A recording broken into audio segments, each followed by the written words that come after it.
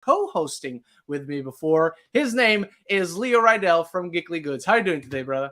Hey, dude, I'm good, man. We were just talking about this. It's good to be on a stream with you again, man. It's been a little while since we collabed, so happy to be here, bro. Happy to chat some movies and TV, man. Like, there's been some good news out this week, too, so excited to chat with you again, Ren. It's been a little while, man, so It has, man. I'm happy you're back, whether it's here, whether it's on your channel, whether it's talking with the rest of the Otaku verse, because we haven't done that in a while either. I know. So it's going to be fun today. And we got a packed show today. Obviously, in case you don't know how the show works, we basically have 3 segments. At first, we go through our weekly ranking. That's when me, Leo, and then you guys on the live chat, we go through everything we watched this past week and rank it from the worst to the best. We then move on to our main topic of the week. Last week, there wasn't one, so we just had a Q&A episode. But this week, there definitely is something to talk about. So that's the topic you see on the title, the topic you see on the thumbnail. And then we go to our favorite part of the show, and that's when you ask your questions. There's a post on the community tab with the thumbnail for this video, and you can leave your questions there, and we'll do our best to get to them in time. We don't guarantee everything will be answered, but if you want to guarantee your questions are answered, you can use the tip link or the super chat feature because it actively supports the channel while you ask great questions. Now, for the past few weeks, there's been an extra little segment added to the beginning of the show where, since I got this job that I was talking to you off camera about, Leo, sometimes I have to work weekends. Sometimes we can't have shows. But for a while now, we've been having a pretty good streak where we had, I think at this point for like 6 or 7 weeks, we've been having all great times, all Saturdays. And next week is the final week before I leave for Venice. So we know at some point the show is going to get interrupted because I'm going to be away at the Venice Film Festival. But now the question stands for next week, for the final episode before the Venice Film Festival. Will there be a show this week? Does the streak continue? Ladies and gentlemen, the streak is alive and well. We have a show next week. And yes. I think we're going to miss 1 weekend before because of Venice. I don't think we're going to miss 2, if I'm not mistaken. But nevertheless, the streak is alive. And even before I go back to work, I will still have a Saturday to do the show on my holiday after Venice. So I'm very glad to announce it. I'm very glad the streak is not broken. So let's just get this started, shall we? And I'll get it started with my weekly ranking. And man, I watched quite a few things this week. Ooh, I've been catching up on the latest season of Warrior. Oh my God, how was that, man? Be very high up. It's so good. That was an incredibly violent action sequence on the latest one I watched. I watched awesome episode 6 of season 3. There's an incredibly violent action sequence at the end, and wow, every episode has one, but this one particularly, there's a death in there that you went extra there. I respect it. Man. Yeah. If you're not watching Warrior, if you're not caught up on Warrior, do yourself a favor and catch up on it. So that would rank pretty high if I was to break down individual episodes into the ranking. But in last place on my weekly ranking is Heart of Stone. This is not an awful movie. I gave it 2 stars, 1 star for them going to Portugal, 1 star for Jamie Dornan able to be Irish in a movie for once. About time, right? Yeah, about time. And has been American for a while. Yeah. There's not intriguing. There's no intrigue in this film. That's one of the major issues. There's interesting set pieces in there, but like the movie overall, it's just, you took this from that thing, and you took this from this other thing. You took this from that movie and this from that video game. There's a sequence with a certain aerial vehicle falling apart over a desert, and I'm like, Uncharted 3, baby, let's go. Yeah, it's like Uncharted 3, Black Widow, like Black Widow, all these movies that do the same thing. It's not good. I think you have fun. I think it's one of those films I didn't mind because I watched it at home. If I had gone to the cinema to watch it, I think it would have lost half a star, maybe 1 whole star. Mm-hmm. On top of that, we were talking about this last week, Leo, so I got into the kick of it, and I watched 2 Yu-Gi-Oh movies this week, and not a lot above Heart of Stone. I watched Yu-Gi-Oh! The movie, The Pyramid of Light. I have a ton of nostalgia for this film. I remember getting the DVD, and 3 cards came on that. Yeah, I was just about DVD. to ask you, did you get the pack? Yes, I got the pack. I got So the pack. good. Did you get blue not eyes? good cards though. Yeah, when you look back on it, like they're not good cards. Nope. This is not a good movie. It just edges Heart of Stone because I have nostalgia for the show, but this is it's just an extended, a way too extended episode of the show, and then the climax of it all is just, well, fuck the card game, fuck the rules of this universe. Here's a big monster and all that. Because isn't Kaiba like about to win, and then it was just like, boom, here comes a monster. Yeah, and then Anubis comes out of sludge and just grabs his head and like, fuck off. And yeah, I'm like, a duel. and then Yugi is like, I'm gonna resurrect a monster from my opponent's graveyard, but he takes a monster from Kaiba's graveyard when he's dueling Anubis at this point. I'm trying to keep track of this, but I can't, man. It's impossible. So yeah, not a good movie. Not a good movie. Seto Kaiba does have Blue Eyes White Dragon shaped private jet for him. So I guess that's cool. A little extra. Kaiba should have just won that duel. I'm like, all right, well, yeah.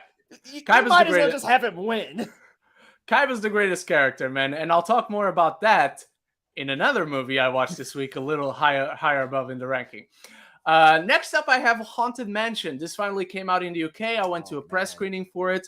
I enjoyed it. I think it's fun enough. I think the heart that it has works really well in its favor. The dynamic of the characters is interesting. Like all that star power. Like when you look at the cast list, you're like, what is this person bringing to the role? They all bring what they're supposed to bring to the role. Oh, good. It's interesting to see a Lakeith Stanfield in this kind of movie, because it's like, you don't do these kinds of things, but he really works well in this. It's way too long. It's way too long. How long is it? 2 hours? It's 2 hours, but you feel it. You feel it for sure. Like at a certain point, it drags. Jamie Lee Curtis, she's not doing anything in that movie. I don't know why she's in that movie. But yeah, her role really that big in the movie? No, for the most part, she is a CGI generated face in a crystal ball. And it's like, what if you gave an AI the prompts of Jamie Lee Curtis as Ursula from The Little Mermaid? That's what you get. And if it's in the film, you know exactly what I'm talking about. So yeah, not a great movie, but it doesn't do anything too terrible. It is enjoyable, if forgettable. On top of that, I'm going to have Yu-Gi-Oh! The Dark Side of Dimensions. Because like I said, last week we were talking about this on this show. And then I started talking about this movie specifically because there are 3 Yu-Gi-Oh! Movies. As much as a lot of animes go overboard in the amount of movies they make, Yu-Gi-Oh! Made 3 movies and they're out. And that's all they need. Yes. And Dark Side of Dimensions works basically, for those who know, as like the finale. This is post the show. This is like an epilogue for the show. And for the most part, it really works. It introduces a brand new Millennium item offshoot that not only ties back to the mythology of the show, but doesn't contradict it, like the Pyramid of Light in the other movie we mentioned previously. Yeah. And it's a lot about Seto Kaiba, this movie, surprisingly. He doesn't have the most amount of screen time, but he definitely has the biggest arc. And there's actually some depth to the arc of the characters. The characters have arcs, and that is just very surprising in this context. But at the end, the bad guy in this film is corrupted by the Millennium Ring and turns into this giant big monster, and that giant big monster just duels. Instead of using his monster powers or his monster form, no, he just duels, and I think it's completely unnecessary. And you look at this film, it's like, okay, this is 2 hours and 10 minutes. You definitely see why the budget was there in the animation, but it's like, you can cut these 10 minutes out. You don't have to have this guy turn into a monster. Just have him be corrupted like Bakura was. Yeah, I don't know why they keep on doing these monsters dueling. It just looks very strange. Like, just be a monster? It's just odd because you already have the monsters in the card games. You don't need people to become monsters. So it's that little extra that doesn't work. But Kaiba in this movie, he's announcing this brand new technology, these brand new dual discs, and he basically says that the world they live in is so restrictive, so limited. If God was an employee at Kaiba Corp, he'd be fired. And that is the greatest line I've ever seen a fictional character speak in a movie. It's amazing, and only Seto Kaiba could speak. So he's the greatest fictional character of all time for me. And then my number one, I know that's awesome. Yeah, my number one, I rewatched The Real Steel last Saturday, and this is a joy of a movie, man. I love this movie.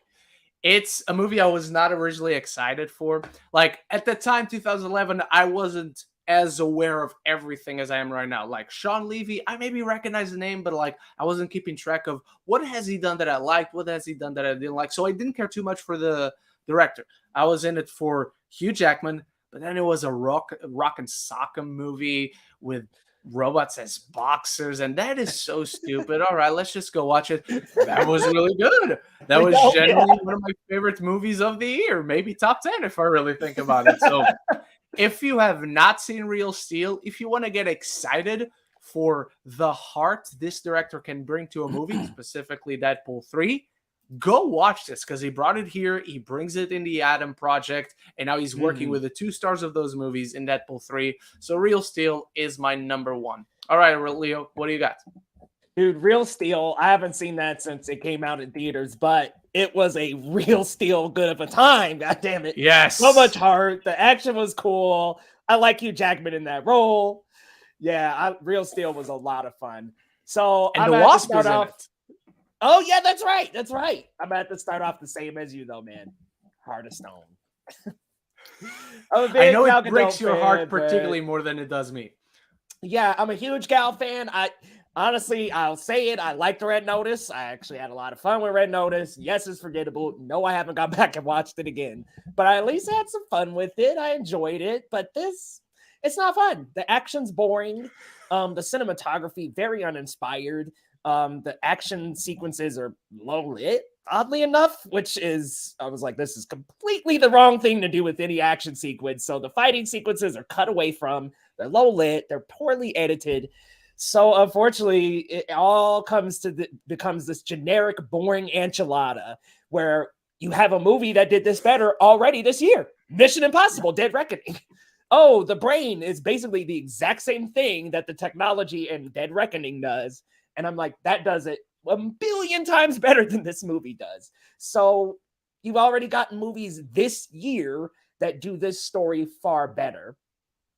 It's not fun. And there's this weird, so the ship sequence you're talking about, I remember when Gal's character is diving to get on the ship, there's like this Wonder Woman-like score, and I'm like, this does not belong in like an espionage type movie. No. Very threw me off for a second, because I was like, wait, what's happening here? Is this woman gonna get powers or something? But yeah, it was not that fun. I ended up pretty bored by the time we got to the final like 30 minutes, which is the most exciting part of the movie. It was nice to see the girl from RRR, but a completely underused character. I thought Jamie Dornan was good as a villain, though. Is she the girl from RRR? Like the sister? Yeah, she's Sita. She's the wife. Yeah, I was like, okay, Sita. Yes, I seen that, and I was like, all right, I'm glad to see her in it. Jamie Dornan, Gal, cool cast. Dude from Army of Thieves, I thought was okay as a little hacker. Yeah, Sophie Okoneta and some like surprise roles. She's in every single one of these. Yeah, she's in every single one of these. In one moment, I was like, "Oh, that's the kid from Gran Turismo," and in the next moment, so, "Oh, of course you're here." Oh, that was him, the dude that was like with her. Yeah, when Gal Gadot first goes into when we first go into the charter, the guy that greets her and takes her in is the kid from Gran Turismo. Okay, so I seen that kid and I was like, "Where have I seen him before?" Okay, so he's in Gran Turismo. Gotcha. Yeah, so a good cast with a cool like, even surprise character for like one of the queens and kings. I thought that was cool. I think he's on the cast list, so BD Wong was in it. But like, yeah, it just ultimately becomes a generic enchilada by the end. So that was the only bad thing I actually watched this week. The rest of the list is actually extremely hard to rank, but I'm going to go with this one. And it's just because I've had such a good week of watching. I've got to put this one here. My Adventures of Superman. Love this show. To be honest, I'll be real with you, Ren. I think you know this already. Like, my favorite DC characters are Flash and Green Lantern.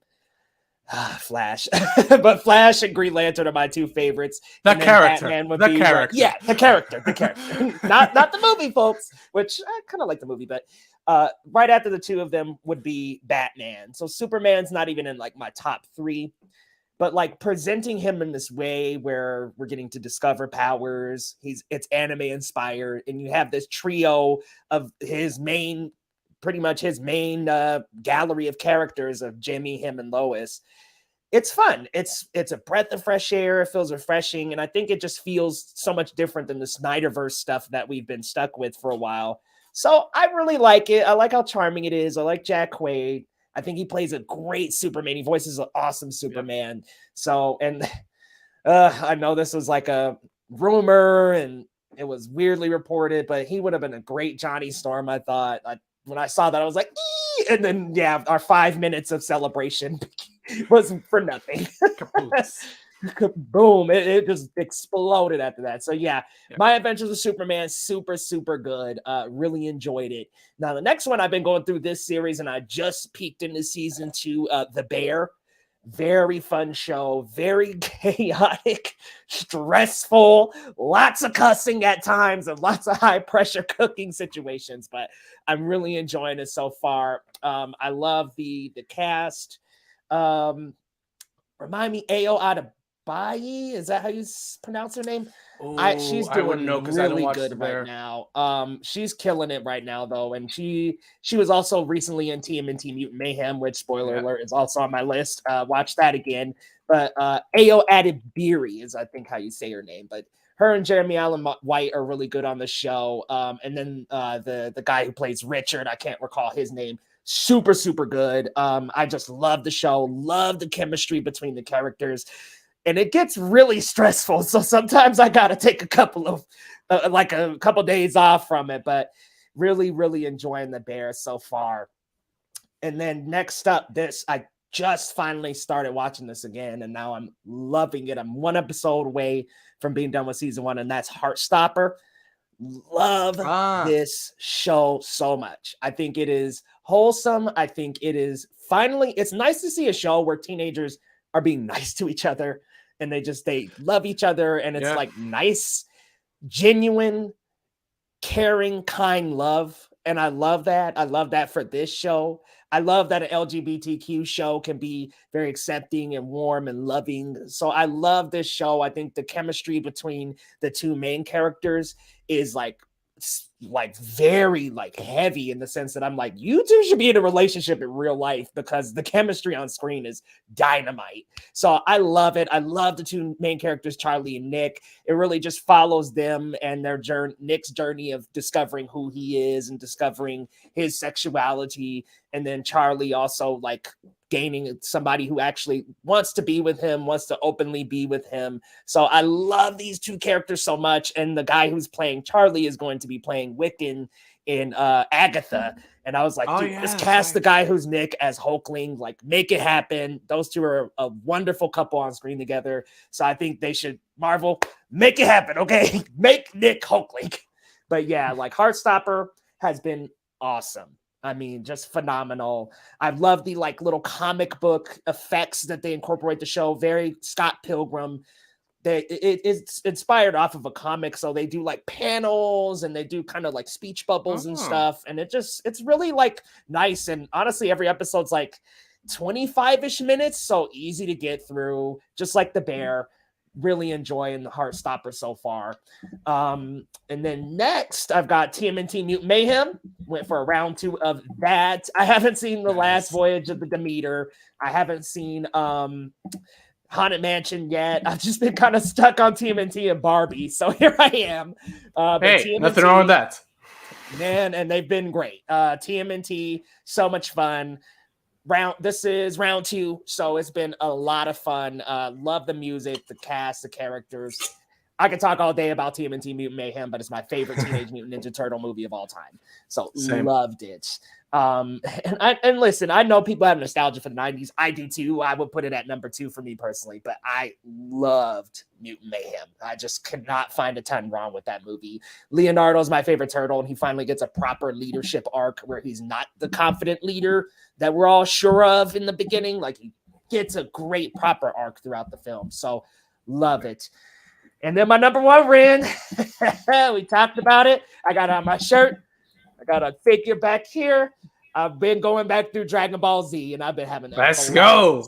Man, I have been loving it. I just got past. So I started on, right when I got back, I started on the Frieza arc. Finally just got to Goku going Super Saiyan for the first time.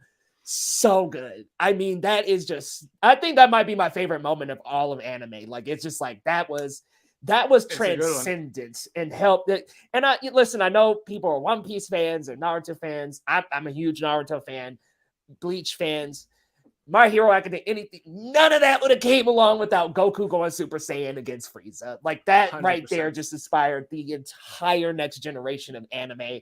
It's a beautiful moment. It's the best transformation of all of Dragon Ball. Like, to see Goku just like see his best friend get killed like that and then struggle to become something transcendent, the legend. Like, no other transformation is the planet like shaking and thunder is crackling down, and it's just so legendary. Every single time I watch it, it's amazing. So I've been working my way back through Dragon Ball Z and having an absolute blast, bro. But that's my weekly ranking. It's been a good week. It's been a really good week. Whenever you have Dragon Ball in your life, it's a good week. Man, all right, let's see what week. you guys have to say. Geek EP, number 11, Meg 2, trash. I'm going to watch it today, finally. Number 10, Ghosted. Number 9, The Meg. Number 8, TMNT 2014. Number 7, Heart of Stone. Number 6, Out of the Shadows, which is an underrated movie, in my opinion. Number 5, Renfield, which is an underrated movie of this year. Number 4, TMNT 2007, another underrated movie. Underrated. That one's good, man. Yeah. Number 3, Twisted Metal, really good and a big surprise. I have not had interest in watching the show only because I've never played the game. I've never been into the game. I don't I've heard the good name things of it. about it. Yeah, I've heard good things. Like, everyone I've heard talking about this is saying this. Like, this is surprisingly good. Like, no one is saying mind-blowing best show of the year or anything like that, but consistently everyone is saying this. Number 2, Only Murders in the Building. I'm glad it's finally out. I can finally say, a few weeks ago I said, I'm watching a certain upcoming show, and I've seen most of the next season, and this was what I was talking about. I have seen up to episode 8. Because they did not send me episode 9 or episode 10. But it's fantastic. Keep watching. It's only going to get better. This show is wonderful. I will say, and it's not a flaw where they fail to be funny, but it's like the least funny season yet where there are more dramatic elements. And it's still a very funny show, don't get me wrong. It's just that it doesn't lean as hard on the comedy, or at least like the kind of humor they focus on it is different than the usual one. Okay, changing it up a little bit. Changing a little bit of the dynamic. But if you're loving this show, keep watching. If you haven't started the show, get on it because it's sensational. This, and now on Apple TV Plus, The After Party, 2 like murder mystery shows that are so good and yet so different from one another. That's another one. I've seen most of it, but they did not send screeners for the last episode. So I've seen everything up to episode 9, but not the finale. And number 1, Mutant Mayhem, also for Geeko EP. So good taste all around. Dimination Scott, mostly Superman and 1 series. Number 7, Secret Invasion. That's true. Number 6, Supergirl, 1984. Well, I'd put Secret Invasion above that personally. Number 5, Superman 3. Again, I would put Quest for Peace, I would not have it for, but hey, no judgment. Yeah, say no judgment. Number 3, Superman the movie. Number 2, Superman Returns, and number 1, Superman 2. That's a hot take, and I respect it to have Superman Returns above Superman the movie. I don't like either of those. That's another hot take. Yeah. Yeah, like you with Superman and with My Adventures with Superman, I was not a Superman guy before Man of Steel. So yeah, that's my adventures with Superman. Luis Feliciano, number 5, Fast X. Number 4, Guardians of the Galaxy Volume 3. Number 3, What If Season 1. Number 2, Into the Spider-Verse. And number 2, Across the Spider-Verse. Yeah. I will say this. You only watch things that I either liked or absolutely loved this week, Luis. I would change a few things around there. Yeah. But yeah, that's a good ranking. I think I would just bump What If to the bottom, and that would be my only change of that entire below Fast X? Yeah. Right, I didn't like What If. I didn't love What If Season 1, but Fast X, I had a blast, man. But I'd have Fast X like slightly above it. All right, fair enough. Tony Movie Chappie, number 4, Superman the movie. Number 3, Champions. Number 2, Free Fire, a very underrated movie from the director of Mag 2. Number 1, Elysium, the follow-up by Neil Blomkamp to District 9. And I love this movie. I love Elysium. It is. I really like it. I even like Chappie, but I get why people don't like that one. But Elysium, I adore. I've always loved Elysium. Do we have any other ones? Yes. Last one right here. Eric Thorpe reviews. Number 1, Oppenheimer. Number 2, Teenage Mutant Ninja Turtles, Mutant Mayhem. Number 4, you're missing a number 3, so I'm going to assume Barbie is number 3. And number 4, Teenage Mutant Ninja Turtles, 1990. Again, you only watch good stuff or fantastic stuff, my friend. Yep. Hell, I would say 3 out of those 4 are fantastic. So yeah. All right. I'm giving him a 4 out of 4. I love all of this. Yeah. What a list. All right. And with that out of the way, we had a strange thing happening last week. It wasn't big enough, so it didn't make it a main topic. But Gal Gadot was not promoting Heart of Stone, but she was doing rounds of interviews. So she had to talk about something. And she just basically dropped this, that she had meetings with Peter Safran, James Gunn, and this is what she said. This is a quote from her. They promised she would come back as Wonder Woman for Wonder Woman 3. In the meantime, we get news that they are actively developing Wonder Woman 3, Gal Gadot, and James Gunn. And in the meantime, Deadline and Variety report the following. And I have a screen grab of it.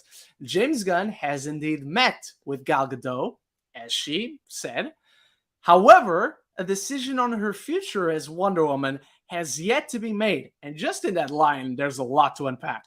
There is currently no Wonder Woman project in development other than the spin-off, not Paradise Lost. Paradise Lost, because I forgot it too. Yeah. I was like, Paradise, not Island of Paradise, not Paradise Lost. However, a reboot of the character has not been announced. That, obviously, we know. So, what is going on? This whole thing of a reboot was supposed to make things streamlined, clear, and let's just not make everything messy and confusing and convoluted for our audience. And ever since that announcement, which by now we have seen, as exciting as some of those projects may sound, up to this point, it has only proven to be a massive miscalculation for announcing it when they announced it. And given that more movies were still to come out in the now former continuity. And now you have this line, however, a decision on her future as Wonder Woman has yet to be made. So according to this, they have not decided to not continue with Gal Gadot. They have not decided to continue with her, but they have not decided to discard her Wonder Woman. So I'm just very confused on what is actually going on, which was the whole purpose of this review was not to have me or anyone else confused. So Leo, with your feelings for Gal Gadot put to the side, what do you make of all of this? What is your mind telling you? What is your heart telling you? What is going on? I'm confused, man. Honestly, I'm so confused because I guess before James even had the presentation, like my mind thought, okay, complete reboot, like completely, like just like after Justice League, Dark Apocalypse War, completely redo the universe. We went from Justice League, Dark Apocalypse War to the Tomorrowverse. So I thought, okay, that's exactly how this is going to go. We're going to have new Wonder Woman, new Superman, new Batman, and that was mostly the plan. And then he gets in the presentation, he announces Waller. And I think that was the first time. Yeah, I think that was the first time that I was thrown off from what he wanted the new universe to be, because I thought it was we're scrapping everything and we're restarting. And I thought when he said that, I was like, okay, I'm in the mindset here. Everything goes except Peacemaker, because that was the last thing he did, and it was very open-ended in that ending. So I'm like, okay, Peacemaker's staying. I'm sure that's going to happen. So that happens as well. I'm confused with the Waller. I'm already like, okay, so we're bringing back Viola Davis. All right, well, whatever. Maybe they will just make it so that same actress, but different version of the character. Yeah, whatever. Like the J.K. Simmons in the MCU. MCU. Exactly. Like I was like, I can have one. I'm okay with that. Then this story comes out. And yes, I'm excited. I'm a big Gal fan. But at the same time, there is part of me that's like, this is confusing. And it is weird because, yeah, Cavill is in the, spoiler alert, he's in the end of Black Adam. So I was like, okay. And he was like, shoot away right after that. It was just pretty much like, James is here. No, we're not rolling with Henry. And it's like, that sucks. He never got his opportunity to be Superman. So this is definitely a shot at Henry. Ben, he didn't really want to be Batman again that much. So I'm okay with him continuing his career elsewhere. But Henry, I thought that was a slight. So once I saw this news, I was like, well, that does suck that we didn't get Henry back as Superman. But I'm okay. Maybe this means that she would be involved in only a development and producer style role. I'm okay with that.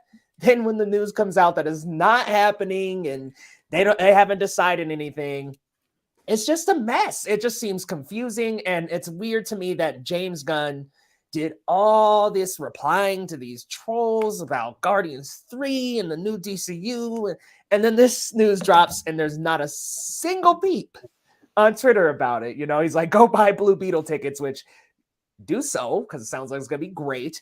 But nothing about Wonder Woman. Nothing. And we want something tangible. Just tell us like, hey, we don't have any plans right now. Nothing. It just feels so confusing. And that's where I still remain. I'm confused. Would I like Wonder Woman 3 in any scenario, whether it's a reboot with the new character, it's Gal back? Absolutely. I'm cool with Gal coming back because that will be the only character in that old universe that gets 3 movies. So I'm like, okay, whatever, let's do it. Part of me also thought, Ren, maybe it would be like an Elseworlds where they would just kind of continue it in a DCEU separately. But who knows what's happening, man? DC, it just feels confusing. I'm actually glad they're taking a year off. I know they got Joker 2, but that's completely different. I'm glad they're taking a year off. That is Elseworlds.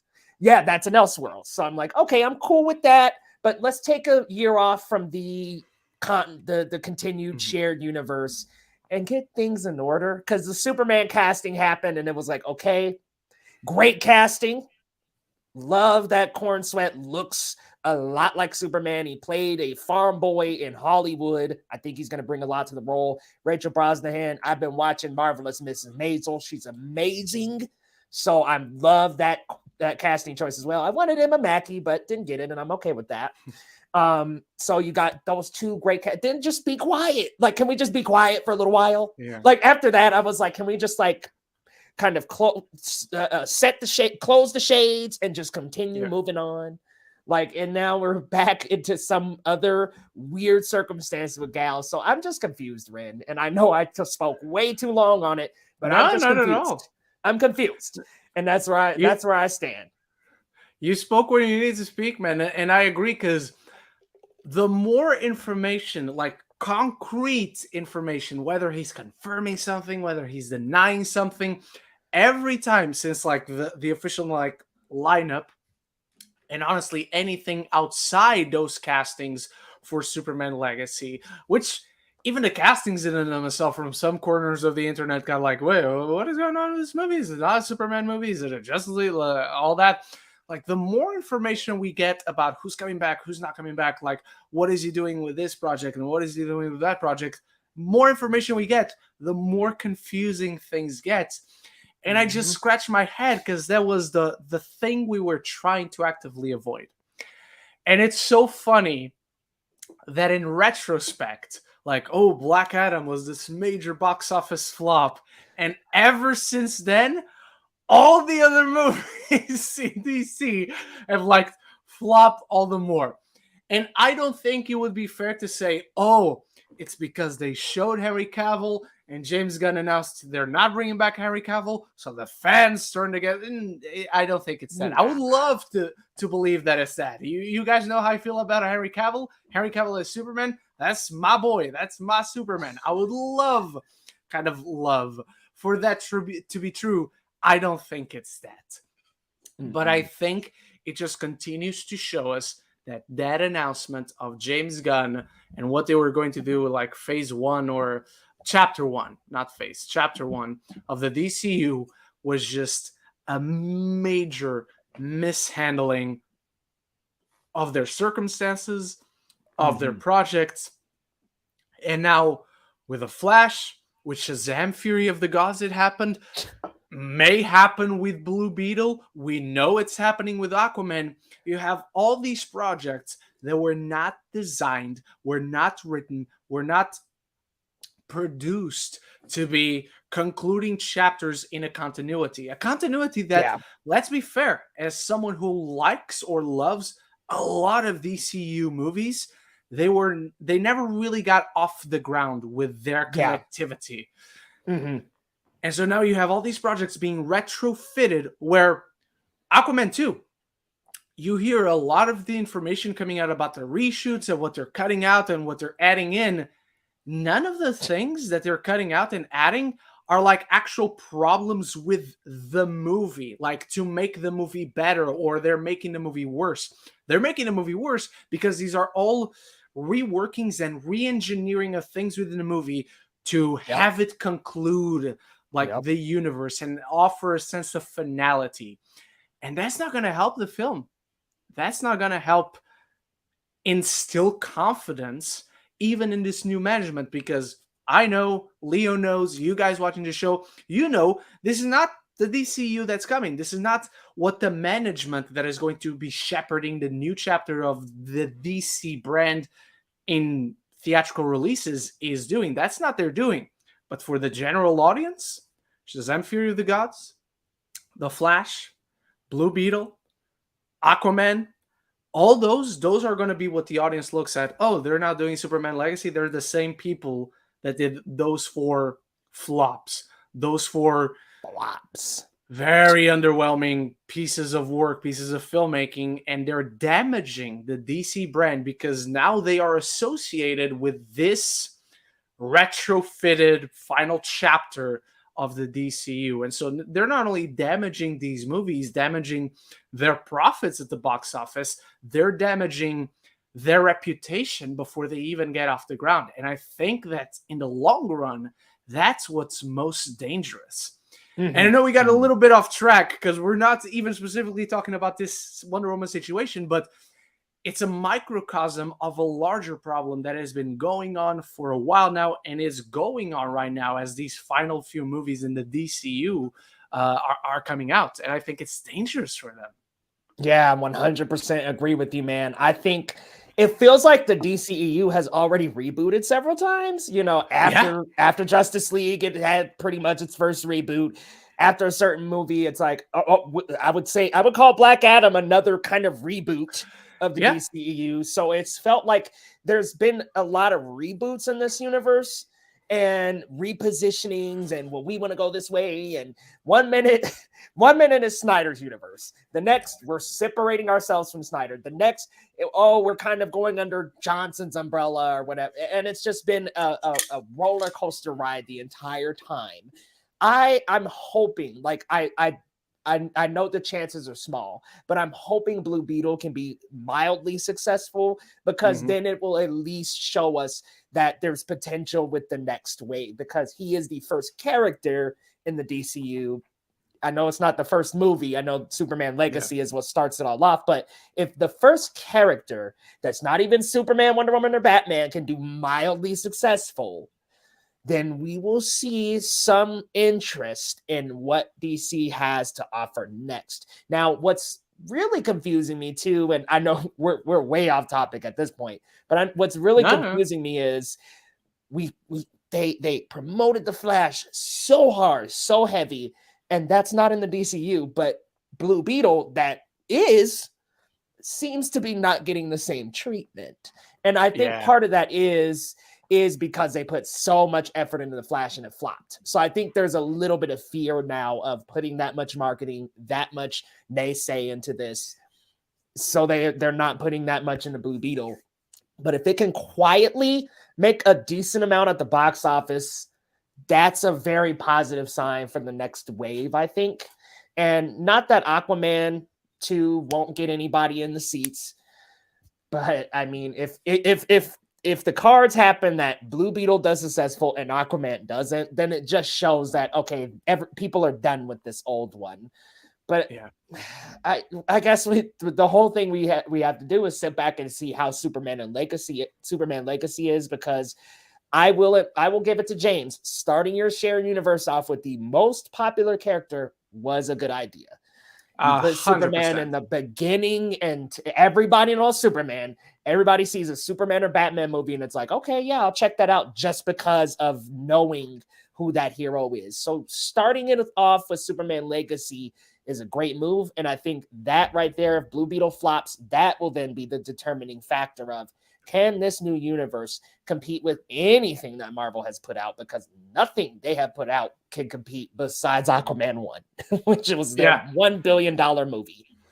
Which is so strange. Like, whenever I think of Gal Gadot as an actress, as Wonder Woman specifically, whatever I think of Jason Momoa as an actor, as Aquaman specifically, all that put to the side, thinking from a James Gunn in his position perspective, you're like, Aquaman made $1 billion, so that's the guy we need to keep for our universe. If they're going to keep anyone, you keep Aquaman. I just find that logical. And wasn't Wonder Woman the first one, their next biggest? Because what was that? Wonder Woman was like their first hit. It did very well at the box office. It did very well with fans. It did very well with critics. And then you had Wonder Woman 1984. Right. Which really wasn't as polarizing, as badly received, as much of a flop, because it came in the height of the pandemic. So even how much or how little it made at the box office, I think you have to take all of that with a grain of salt. But it did better than Shazam! Fury of the Gods, and it came out in the heights of the pandemic. Ooh, did it do better than The Flash? I gotta check that. I think it did, but I don't want to commit to that. I'm 99.9% sure it did. It didn't. It did. Oh, it didn't. Okay. At the box office. 169. So yes, it didn't do better than Shazam! Fury of the Gods by a lot, but it did better than Shazam! Fury of the Gods. It was not only released in the height of the pandemic, it was released day and date on HBO Max, and lo and behold, more money than Shazam 2 was just dead on arrival. And Zachary Levi is still out there wishing that it did well. He's fighting hard. A battle that's already been lost, man. It makes you sorry for the guy. It really makes you sorry for the guy. But guys, let us know what you think. Are you happy that Gal is coming back? Are you fearful that she's coming back? What do you think of the whole situation? Like, not only on this tiny little aspect of it, of the Wonder Woman nebulous situation, but how do you think things are looking not only for the DCU, but the DCEU as it still exists, and the DC brand in general? How do you think general audiences are looking at it when they don't have as much information as we do? And honestly, they don't care to have as much information as we do. Right. They don't care. So, They just want the movie. yeah. Let me ask you Yeah. something, Ren. Mhm. Do you think James announcing that early hurt the rest of these? Do you think that him announcing 100%. that early hurt all this? I agree. 100%. Like if people come. Oh, so these 4 movies, because I think at the time 4 movies were coming, because we didn't get. When was the announcement exactly? Was it late last year or I think early it was this year? early. I think it was like January or February of this year. So we Yeah, didn't have because I Shazam out remember. yet. Because I remember the whole thing was James Gunn is going to announce it like before the end of this month. But I don't remember anymore if the month was December or if the month was January. But I know it was either one of the two. Yeah. Okay. It was very tail end of January. Okay, so it was this year. Yeah. So you still had Shazam Fury of the Gods. You had Flash. We still have Blue Beetle and Aquaman. So right after Black Adam came out. And for the first time, like whether you like the direction or not, they were clearly heading in a certain direction. They clearly had a focus and showed it to the audience. They laid all their cards on the table. Here's our focus. Black Adam versus Superman. Hierarchy of power and all that. And with that announcement, thinking from a general audience perspective, it's like, oh, so these upcoming 4 movies don't matter? Okay. Thing I just saw I can wait was for Black HBO Adam. Max. Yeah. The thing I just saw, Black Adam, doesn't matter? Oh, okay. I don't care. Yeah. Right. Like, it's like, Doesn't whatever. matter. I can just wait for streaming. Yeah. Nah. Yeah, exactly. I think he should have announced it after Flash, man. Like, if he would have came out and said this. Yeah. I mean, I wish I could say after Aquaman 2, but then, never mind. I agree that would have been too long. I would have done Comic-Con. Man. 100%. Because big splash at SDCC. Yeah. Think about this. Flash comes out, and going up to Flash, you have James Gunn and David Zaslav and Peter Safran and everyone like, this is the greatest superhero movie of all time. I love this movie. Everyone's going to love this movie. But you just announced that you're not going to keep going with this continuity. You have this whole other thing planned out. So why are you not, if this is really this greatest superhero movie of all time, what? Well, so it just made things confusing on another level, and it's frustrating as DC fans, as people want this universe, whether we like this version of the characters, whether we want to see new versions, like you just self-cannibalizing. They're cutting the legs off from underneath themselves, which it's head-scratching, man. I don't doubt that James Gunn has a plan, but like you said, on one hand, it's good that they have like 1 year to make everyone kind of forget this whole thing. But at the same time, it's like you're really going to have to work hard because people are going to forget. But as soon as you bring up, oh, James Gunn and DC and Superman, oh, the thing that happened in 2023, that whole chaos, that whole mess, still going to be associated. So yeah, let's hope it's good. Let's hope it works out. And let's hope until then they make things very, very less confusing. Let's hope, man. Let's hope. All right, everyone. With that out of the way, let's go to the funnest part of the show. This is when we go into your questions that you leave on the community tab. So let us get started. Lady Erin starts us off with thoughts on what's been going on with Hawaii and those fires, if you heard about it and seen pictures of this disaster. So let me just get this out of some housekeeping. This show is to talk movies. We obviously can address these real world situations, but this is talk movies. If anyone from Hawaii is able to join us, I want them to see this as a reprieve, like a 90-minute, 2-hour show to just forget about the problems as much as they can and be able to talk fun things with fun people. And that's the whole point of this show. That said, I know there was an earthquake or something in the island of Maui, particularly because I saw Jason Momoa tweeting about it. There's a wrestler that I like. Wildfires. There's a wrestler that I like lives on there. Apparently, I didn't know this. And he's asking for thoughts and prayers, and everyone's asking for the nation. So I don't know much. Like I've seen 3, 4, maybe 5 pictures, but I haven't investigated it too much. Obviously, my heart goes out to everyone there. And I hope everyone, as much as possible, is safe and they can get back on their feet.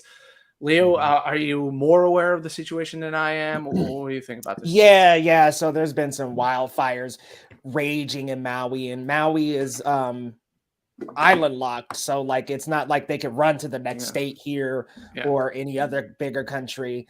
So it's very, very devastating. The death toll continues to climb. So I won't stay too long on it. But yeah, my thoughts and prayers go out to the people who've lost their loved ones. And yeah, it's sad, man. I just hope that they can put this out. They can find some refuge because it's really unfortunate. The situation is really unfortunate. Yeah, 100%. And if there's a relief fund out there somewhere, if you can donate anything to it, go for it, man. Help the people out there. Yeah, help them out. Lady Aaron, do you guys remember the first day that you created your channels? And if so, what day did you guys create your YouTube channels? Look, do I remember the day where I like set up my username and my password and associated my email and all that? Not really. But I remember kind of, I can't tell you that it was September 5th, 2016 or 15 or anything like that. But I remember the day I did it. I'm like, here's my name. Here's what I'm going to be about. Here's the videos I want to do. And it was someone else that like pushed me like, you want to do this? Do it. Just do it. Go for it. Buy a camera, get on with it, blah, blah. And so it was someone else that convinced me to start getting into it. But it can't have been too long, but it was like a month or so from the moment I set it up as what I wanted it to be in its first original form into uploading my first video. So yeah, what about you? So I got a weird story with my channel, but I essentially started it as a reseller, and I was reselling geek-based content for it was like shirts and stuff like that. Like I was reselling geek merchandise for a while, but I would say I got about 2 months into that, and me and my friend made a video. Like we made a YouTube video, and we like recorded. And at the time I worked for a TV show, and they had like this little recording booth to record like voice over work.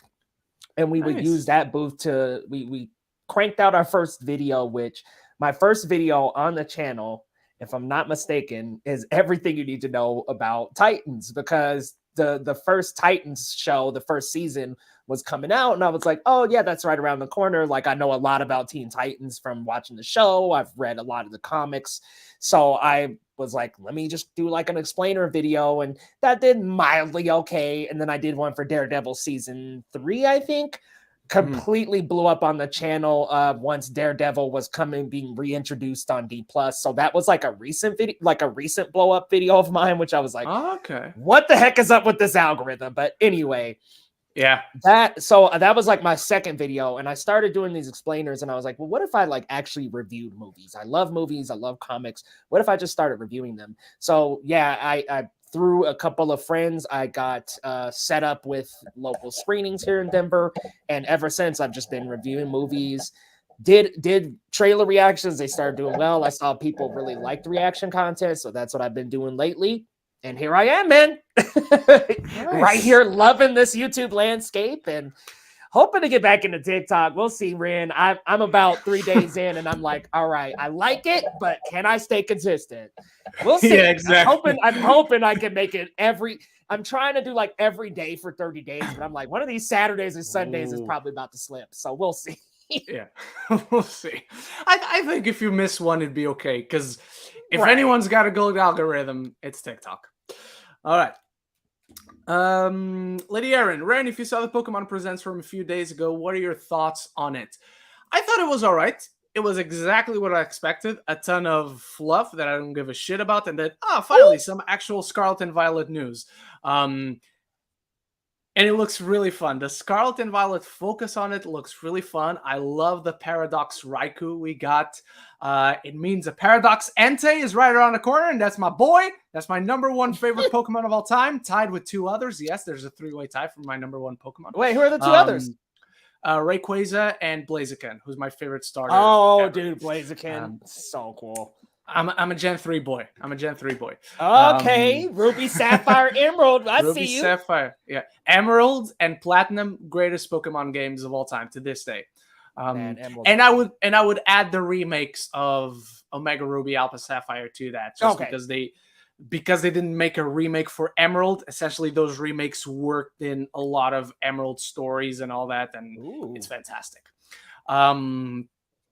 So yeah, I thought it was really good. They announced a mystery gift Miyu, so I have my Miyu with a special Terra type. They announced a Terra raid battle for Miyu 2 starting in December, and that's going to be a bitch to catch. Even though the Paradox Suicune was surprisingly easy. By the way, if you play Pokemon Scarlet and Violet and you go into those 7-star Terra raid battles, go online and essentially have a lot of other active players playing with you. And essentially, if you're lucky, they will do all the work for you. That's how I caught Suicune after like 2 tries or 3 tries. So I'm not a big fan of the Paradox Valerian. I don't remember what the Swords of Justice are named, but like I much prefer at this point. I much prefer the past Paradox forms than the future Paradox forms, because the future Paradox forms, some of them look cool, but essentially they're all robot versions of the Pokemon, and I just think the past forms are much more creative. So yeah, it was enjoyable. I have my Charizard too. They made a mystery gift Charizard with the Dark Terra type, so that's fun. So I hope they bring back a lot of other Terra types too, because I missed the Samurott, I missed the DCGY, I know there was one other one, but I don't remember at this point. So keep coming back with Terra battles for starter Pokemon that I missed, because I want to get my boys. All right. Pokemon. Lady Erin. Ren, since I know you're going to the Venice Film Festival very soon, what movies are you planning on watching there?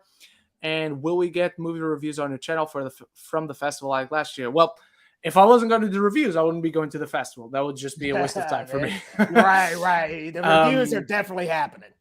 Yeah, the reviews are definitely going to happen. As far as the movies I am watching, I put up on my Twitter the list, but let me just check if I can find it. Yeah, so I'm watching movies, man, so I can put some stuff on my radar.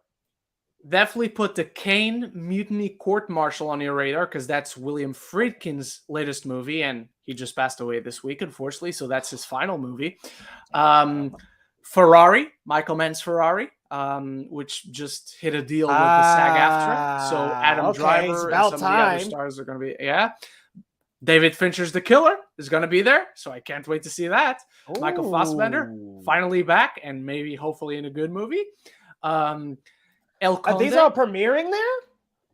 I believe so. That's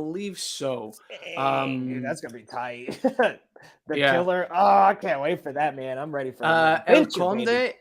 Yeah, El Conde is Pablo Larraín's new movie, the director of Jackie and Spencer, and it looks very different from those. So even if you don't like, I think they just put out a trailer this week, and I believe it's Netflix. And looks really good. Hitman, starring Glenn Powell, Richard Linklater's latest movie, is also going to be there, so I'm going to watch that. Finalmente l'Alba. I have no idea what this is, but it has Lily James in it, so I'm going to watch it. So you'll be there. Yeah, I'll be there.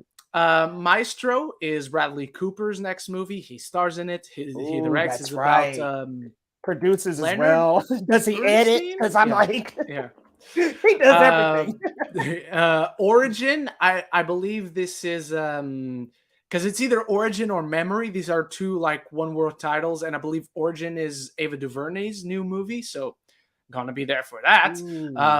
Memory, it's either Ava DuVernay's new movie or it's one I don't remember what it is about, but I put it on my list for a reason. I just don't remember what the reason is. Poor Things, Yorgos Lanthimos' new movie with Emma Stone, Mark Ruffalo, Willem Dafoe. Hokage is a Japanese horror film from the looks of it, but it has nothing to do with Naruto, but the name caught my eye because of that. Day of the Fight is a boxing movie with Ron Perlman. That's all I know about it, and that's all I need. Harry Sugar is Wes Anderson's new movie, and even though I've not been happy with his last 2 movies, I'm still interested. Evil does not exist. You saw the one from this year? Yeah, Asteroid City. I still haven't seen Asteroid City. I don't know. I was not into it. Apprehensive since the one before that with Timothy Chalamet Yeah, and all. French Dispatch, which I was also not a big fan of. No, sir, me neither. Asteroid City is one that just feels quirky for quirk's sake, and that's not what No real Wes Anderson purpose used to be. behind it, huh? Yeah, exactly. Yeah. Evil Does Not Exist is the new film from the director of Drive My Car. So even though I haven't seen Drive My Car, I'm still gonna be there. Oh, it's so good, so good. And that's what I've always heard. And then finally, In the Land of Saints and Sinners, also no idea what this is about, but it's an Irish drama. Liam Neeson, Kerry Condon from Banshees of Inisherin are in it. That's all I need, really. And finally, say no more. yeah, and finally, The Promised Land. Also, I have no idea what this is, but it's a Danish movie starring Mads Mikkelsen. And whenever he's not doing an American movie, and sometimes even when he's doing American movies, all his like Danish movies are fucking hardcore. So as soon as I saw Danish, Mads Mikkelsen, all right, let's do it. And it looks like it's set in old times, like Viking times and all that from the one picture I saw of it. So I'm like, my shit. This is my shit. Yeah, I've been saving a few of these as you've been saying them, and I'm like, yeah. And I was like, one little thing he said, I was like, yeah, Lily James. I was like, yep, Ren likes Lily James. I like Lily Collins. That's how I can not get them mixed up. So I get them. I love them both, man. I love them both. But I'll send you the list on DM right now. Don't worry. So you can have what I'm going to watch. Because those things will probably end up at the Denver Film Festival if I'm still here at that point. Oh, that's true. Probably end up here. Yeah. Let me just find the rest of the message so I can say awesome. I'll find it later. Don't worry. All right. Lady Erin, what is your favorite video game remake of all time and least favorite video game remake of all time? So I'm going to trust that Leo will have a more elaborate answer for this. I'm going to tell you right now, I don't game enough to have a list of multiple of these. Like I've said several times before, I'm very casual gamer. I play for myself. I pass the story and that's it. I don't give a shit about platinuming a game or 100%ing a game. Like sometimes if I notice I'm this close, I'm like, all right, might as well try it. But I care about the story and that's it. So I don't have a valid opinion because I don't have enough of a pull sample to know, oh, this remake was really bad, but this remake was really good. But that remake is kind of so. I guess for me, from the limited range of games that I play and that I paid attention to the fact that they're remakes and all that, Omega Ruby and Alpha Sapphire would be the ones for me. Nice. But again, take that with a massive grain of salt. I got to get those, man, eventually. Get it, man. What about you? Do you have any? Oh, yeah. Final Fantasy VII remake was phenomenal. I'm still waiting for the next part. Still desperately waiting. Still begging Square Enix to give us some more. Please, please, please, please, because it was only a third of the story that they adapted from the original. So I love that remake. Also, I like the Insane trilogy. That's the Crash Bandicoot remakes, another like great remake series that I thought needed a nice. Oh, I played that one too, actually. Yeah, the Insane trilogy is fun as hell, but it's very hard. I will say these new Crash games, I was like, these are hard as hell. I still want to play 4. Oh, dude, I'm not gonna lie, Ren, I ain't even done. It's just like it's a little hard. But an honorable mention, Kingdom Hearts. Chain of Memories, they did a remake where it was like on Game Boy Advance, and then they did a console port, and the console port plays so much better. They also remade all their games in this like re-release pack for PS4, and it was like Dream Drop Distance, Chain of Memories, the one that came out on PSP, I can't remember the name. The Birth by Sleep. That was the PSP one. They had that one come out. So that was another great conglomerate of remakes. But yeah, just off the top, those. There's like not a ton of like amazing video game remakes, but there's not a ton that are just like terrible. I will say this ain't really a video game remake, but they just have not really known what to do with Sonic for the past like decade and a half. So that's been a little disappointing because since Sonic Adventure 2 and since Shadow came in to the franchise, it's been a little rough. And people will point to Sonic Heroes, and that game was fun, but it's very glitchy. And if you go back to that game ever, you'll you'll start to see why people got frustrated with it. But yeah, Sonic as a franchise, remake's sake, it actually does have one of the absolute best and then one of the absolute worst. The best being Sonic. It's not called Generations. Not Colors. It's like one of their newer ones that came out on Switch and all the other consoles, but it's like a 2D side scrolling, which is how Sonic plays the best outside of the adventure games. So that Sonic Mania is what it's called. And it remixes levels, and like you play a level that's like a classic Sonic game level, and then you'll play like a remix of the level where it's like an updated, cooler version of that same map. So I've loved a lot of remakes, but there haven't been a ton where I've been like hated them necessarily, besides the Sonic franchise, which has been just up in the air. I recently bought the open world game for PS5. Ren, I sold it back to GameStop for Legend of Zelda, the Breath of the Wild sequel. Yeah, Tears of the Kingdom. I traded it back for Tears of the Kingdom. So not great. Hold on, because I just lost audio for a second. Okay, I think I'm back. All right. Lady Aaron, with the announcement over the week of the original Red Dead Redemption going on other consoles such as the Switch, see, I didn't know that. Which video games do you hope get a remaster or re-released on another video game console at some point? I don't know about other consoles. Like, I'm not aware enough to know, is this on this console? Is this on the... I have a PlayStation and I have a Switch. So if they're going to any other consoles, I don't care. I'm not invested. And I have a DS. I still have my 3DSs. Yes, I have two. Okay. I don't know why. I don't know why I have. Wait, you have 3DS? Like a 3DS or 3DSs?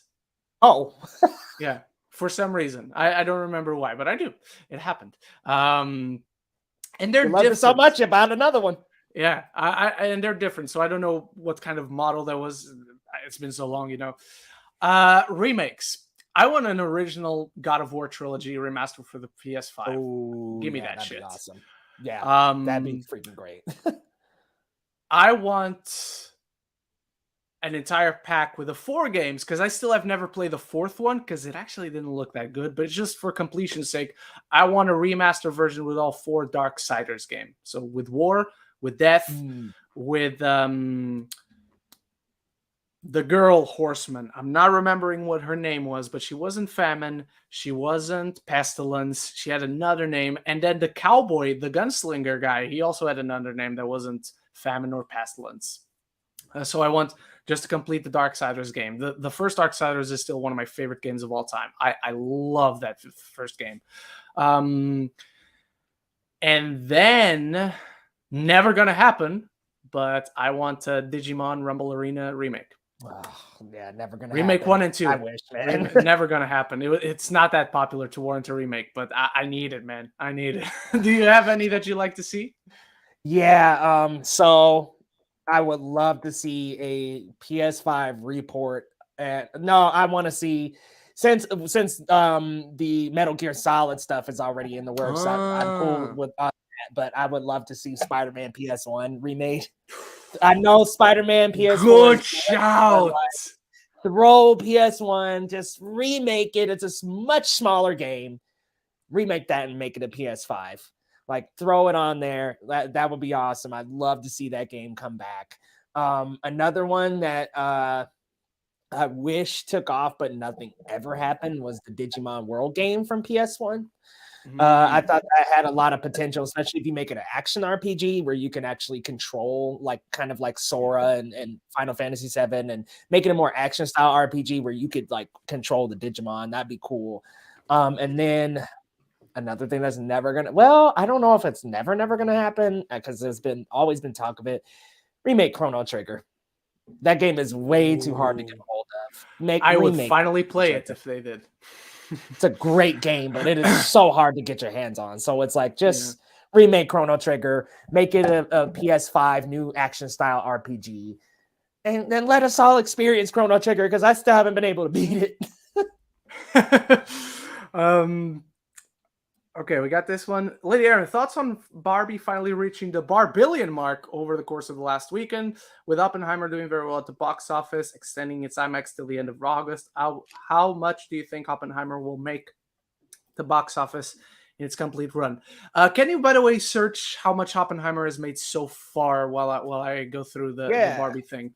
So very happy for Barbie, very happy for the bar-billion. I'm contributing it to its box office run again tomorrow. I'm doing, this might be a shock, but I'm doing for the first time the Barbenheimer double feature. I've seen both these movies twice so far, but I've never done like on the one day Barbie and Oppenheimer. And Yeah. I'm doing that tomorrow finally. Nice. So I'm very happy. It deserves it. Greta Gerwig deserves it. Margot Robbie deserves it. Ryan Gosling deserves it. The artists behind this movie all deserve it. Even though the producers behind this movie are also getting a lot of it. I think it's for sure going to be the highest grossing movie of the year. I don't think it's gonna outgross Mario by a lot, but I think it's gonna outgross Mario. I agree. And the only other movie right now I see outperforming it, maybe and hopefully, is Dune Part 2. I don't think it's gonna do it. I think it's the one movie that has a shot. How good of a shot? That's another question entirely. Well, Oppenheimer is at like 590 million. 590. Yeah. I think it's going to end out. I think it might end out around the 650, 750 mil mark. Okay. It may, somebody said on Twitter the other day that it was eyeing like 850 to 900. And I was like, whoa, I mean, if that's what it ends up being, that's crazy. Yeah. But I don't know. That seems a little over optimistic. I would go 758. Being optimistic, I would go to 800 max. Like, how is its momentum? How much has it like been dropping? Do you have I think let me see. I got Box Office Pro here. And I think Oppenheimer stayed in the top 5 again this week. Let me see. Yeah, so Barbie. Oh, wow. I don't know that this is particularly updated. No, this is August. So this is from the 9th. Don't worry about it. Barbie and Oppenheimer were still top 2. So I'm like, it's still got momentum. It's still got steam. I don't know that anything is gonna really dethrone these two, man. Like, because the competition coming up is not stiff. No, I'm like, Blue Beetle maybe on its first weekend can bump over Oppenheimer. I just don't know if it's gonna dethrone Barbie. Yeah. It's even if it bumps Oppenheimer, it's gonna bump Oppenheimer by like 1, maybe 2 million, and right. I'm like, because the 3-day forecast for Oppenheimer domestic is 19 million, so I don't know that it's gonna bump that out of it. Yeah, but I think you're right. Optimistically, 800. I'm thinking like realistically like 650 to 750. Yeah. Which would still be amazing. Like right now, as much as it has made is amazing. So for a rated R 3-hour film, impressive. Yeah. 2 of the best movies of the year, though. So I'm very, very happy for it. Thoughts on the actress from the movie Ferrari getting green light from SAG-AFTRA to promote movie during the strike, during the Venice Film Festival? It's awesome. If they reach the deal that everyone has agreed with, awesome. They can keep doing their jobs and keep promoting the movie and the work they're proud of, and they're not breaking any of the rules, and they're still standing within solidarity with their fellow actors. Leo, what do you think? Yeah, I feel the exact same as you. As long as there's an agreement here made, hey, let's do it. All right. Lady Aaron, what are some of the most boring movies that you guys have ever watched, and why? How much time do you got? The list is endless. Yeah, there's plenty. More recently, Heart of Stone. Heart of Stone. I would watch Heart of Stone many times before I ever watch Morbius again, though. Let me add that. Do you remember The Snowman? Starring Michael Fassbender. The movie. Oh my god! Yeah, that came and went so quick. The movie that was famously not finished before it hit theaters, and never finished after that, for the matter. but it's a movie that famously went into theater when it was 85% done. You're like, oh, 85%, that's pretty good. Not for a movie released in theaters, it's not. No, it's not. So, you Nope. know, one that is actually really boring, Leo, and it had no right to be that boring with the cast that it had, with the director that it had, with the writer, honestly, that it had, with how good the trailers looked, with the source material that it had. Another Michael Fassbender movie. That's why I'm very happy to see The Killer, because he's finally getting off the streak. Assassin's Creed. Yep. God, that was so it. boring. Back home, I wasn't living in London yet. I didn't get press screenings yet. I was still living in Portugal. I'm like, Manchester by the Sea is coming out on the 1st, and Assassin's Creed is coming out on the 2nd. I'm going to delay my best of the year list just for the possibility of adding these two movies. And one of them certainly made it onto my best list, and another one certainly made it onto the not my best list. So those are like three that come to mind. Do you have any that you remember? Oh my goodness. Recently, A Wrinkle in Time. Extremely Oh my boring. God. Which I was just like, all right, you have Ava DuVernay, Oprah, Storm Reed. You got a decent cast. You got some good people in there. So boring. I remember when it got to the third like act and the last like 10-20 minutes, and like the kid is evil and stuff, and I'm like, all right, where are we going with this movie? Is very strange. Not what I thought at all. The Happening, and one of M. Night's worst in my opinion. Transformers, The Last Night especially. I think both of the Wahlberg movies are just like a drag, but Last Night was like very, very that was rough. boring. Yeah, that was one of the ones that made me angry. That was one of those. Yeah, I was like, why is this bad, dude? It should not be a bad Transformers movie. But yeah, that was a boring one. And then I would say, The Snowman was I forgot about it. It was. I'm sorry. Forgettable. I apologize. Not fun. Morbius. What was weird about Morbius is I didn't know what that movie wanted to really be at the end of the day, and I don't think they knew either. 2000s, right? I was like, it's the most 2000s VFX I've seen in any post 2020 movie thus far. Maybe besides Venom, Let There Be Carnage.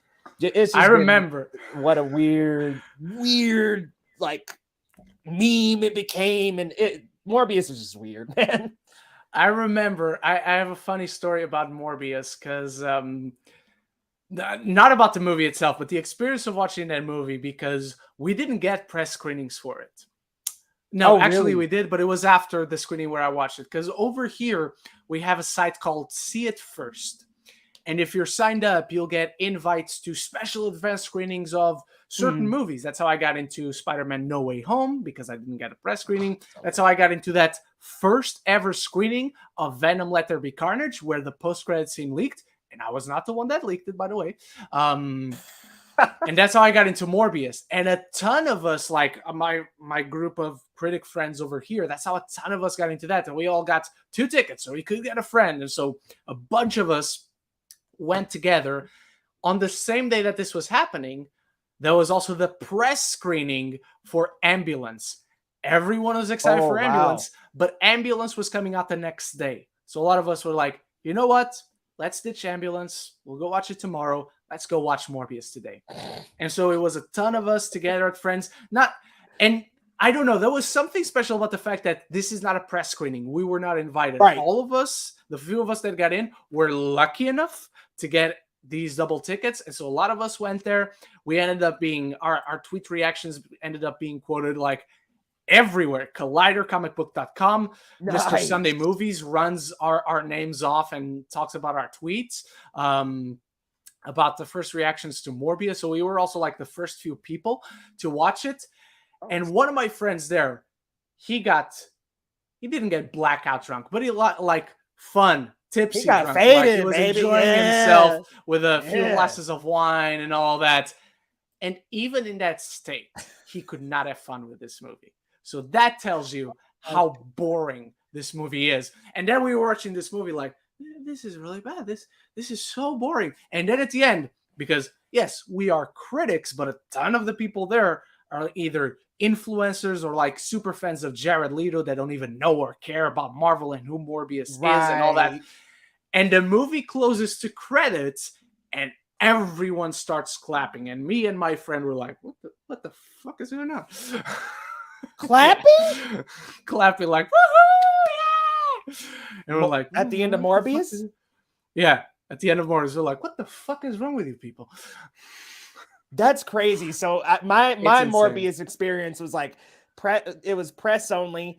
There wasn't that many of us. And check this out. So I actually had the day off of work, and it was a random Tuesday, I think, and they're screening Morbius. The theater was locked for like the first 20-30 minutes, and somebody left, and I was like, I don't blame you, but like the allied rep, the screening rep was like trying to get, you know, the door open. It was this weird miscommunication, I guess, but they eventually got it open. There's like 5 of us watching the movie, and this one critic, her name is Eileen. She's great, makes great content. She's laughing throughout the entire movie, and she is not laughing with that movie. No. She's laughing at the fact that it is so bad. She was like, I was actually entertained by how bad it was. It's so yeah, rough. It was a terrible film. So rough. Leanne, Ren, I know that you mentioned a while ago that you don't listen to the music while playing a Pokemon game. Why is that? Because I play it on mute. I'm either watching a YouTube video in the background or watching something on TV while I'm playing. So that's why. No big conspiracy about it, but yeah. Lady Aaron, so there's an event going on right now in a video game that I love to play, but either of you guys have never heard of it or have never played it. Splatoon 3 is the game she's mentioning. So I want to ask you, what, in your opinion, is most important in life? That took a turn. Between money, fame, love, and why on your choice? That's deep. That took a turn, man. That took a turn. Yeah, it did. I was like, whoa, we went from Splatoon. What's the most important thing in life? There's the realistic side of me wants to say money because our world revolves around money. And unfortunately, you need money just to survive, to get your meals every day and to pay rent and all that shit. But honestly, personally, emotionally speaking, it's love. It's what you want. You want a circle of friends. You want people who support you, support your dreams, support who you are, like you for who you are, and are there for you. What you want is unconditional love. Not only to get it, but to feel comfortable enough, vulnerable enough with the right people to be able to give it. So yeah, maybe that's cheesy, but that's how I see life.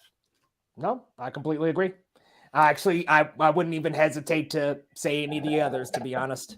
It's all love. Yeah, 100%. Like fame, I would never answer fame. Like I will prefer to get money and remain anonymous than get fame. Same. If you tell me you can only get money if you get famous, fine, I'll take it, but I won't really care for that part. Because even the money side, I care about it because I need to survive. But, exactly. But it's not something I want. Yeah. Pokemon Presents. Great question, though, by the way. Like, took a turn. You swerved us all. You swerved us all, Leanne. I did not see that coming. No, not at all. Demonic Scott, what are your guilty pleasure films of 2023? The real question is, do I have any guilty pleasures? Gotta look up a list. I'm looking like in my reviews at the movies I've seen, and Renfield isn't a guilty pleasure. I generally think that movie's good. Was it heralded as bad? Because I liked Renfield. Which one? Did people say that one was bad? I liked Renfield. I think there are quite a few people that don't like it, but it's very like some people don't like it, some people really like it, some people love it. So yeah, it's all over the place. Yeah, I don't know that I have a guilty pleasure this year. Do you have anything? I just saw a list. I'm just looking up some stuff. I just saw a list of worst movies of 2023, and I'm like, I completely realize this is a crazy list. So I just saw like Polite Society at number 1, and I was like, I actually really like that. Yeah, I really enjoy it. I don't really have anything right now. Yeah, I don't have one. I didn't like Shazam. I did not like Shazam. There's one where I'm like, I enjoy that, but it's not like, oh, that was bad, but I enjoyed it. Like, I enjoy that because at the last third of this film goes really hard, and everything else is conventional. So I put it very middle of the road, but I don't think it's a bad movie that I enjoy. It's an okay movie that is elevated by a spectacular third act, and that is The Pope's Exorcist. So I don't think it's quite a guilty pleasure, but it's the closest thing so far for me. So yeah. Mm-hmm. Yeah, I don't really have nothing. If you would have said last year, I would have said She-Hulk. But I don't have anything. Yeah. Guilty pleasure. Lydia, in your opinion, what are some of your favorite beginnings of movies that you have witnessed and watched? Beginnings. Ooh. I mean, The Dark Knight is one of the greatest opening scenes of all time. Before the Lion 5 King years later title card, Lion King. I mean, yeah. Before the 5 years later title card, the beginning of Avengers Endgame is iconic. Iconic, bro. And it works. I always say that about great opening scenes, and The Lion King is that. The Dark Knight is that. Great opening scene, a great opening sequence is a short film within itself that lets you know everything that the story is about. All those three movies do that. The Amazing Spider-Man has a great opening sequence. And it goes down from there, but I definitely agree. I definitely can't fault that opening sequence. Your Name. Your Name definitely fits that category. Hang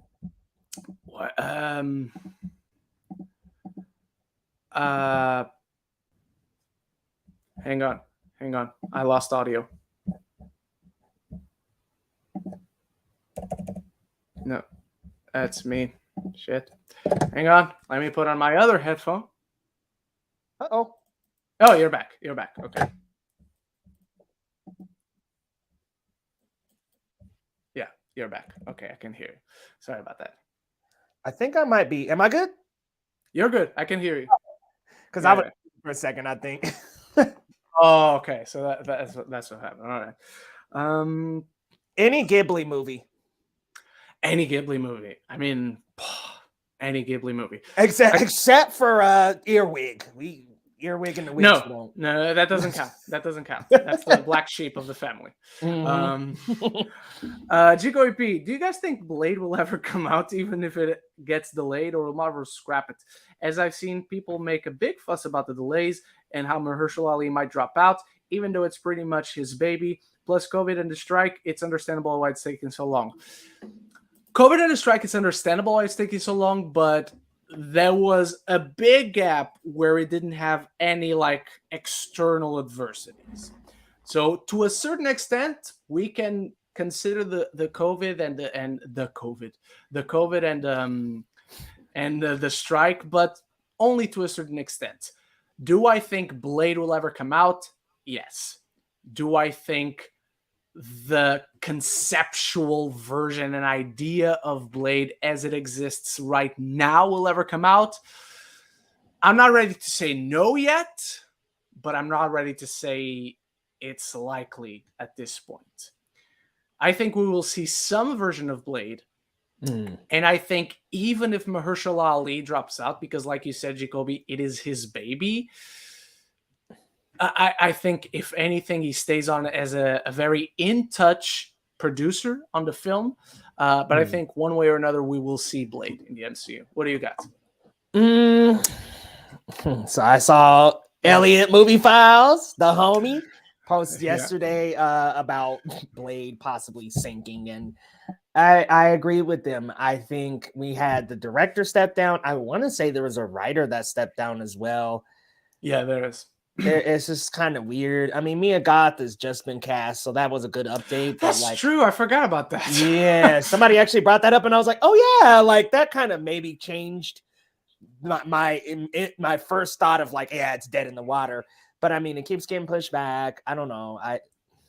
I know it's Mahershala's passion project too, so maybe he'll stay on. And I did have a friend leave a very long explanation as to why he would stay, but I don't know. I just think there's always the chance for it to go. We haven't heard a peep about anything Eternals since that movie. So I'm like, at this point, if they scrap it, I wouldn't be surprised. Yeah, same here. Blade. Gigo P, what is a film where you saw a bunch of your friends loved or hated, like in your movie circle, that once you saw it, you were the lone person of the bunch who felt the opposite? For me, most recent ones were probably Babylon. How dare you? And Avatar 2.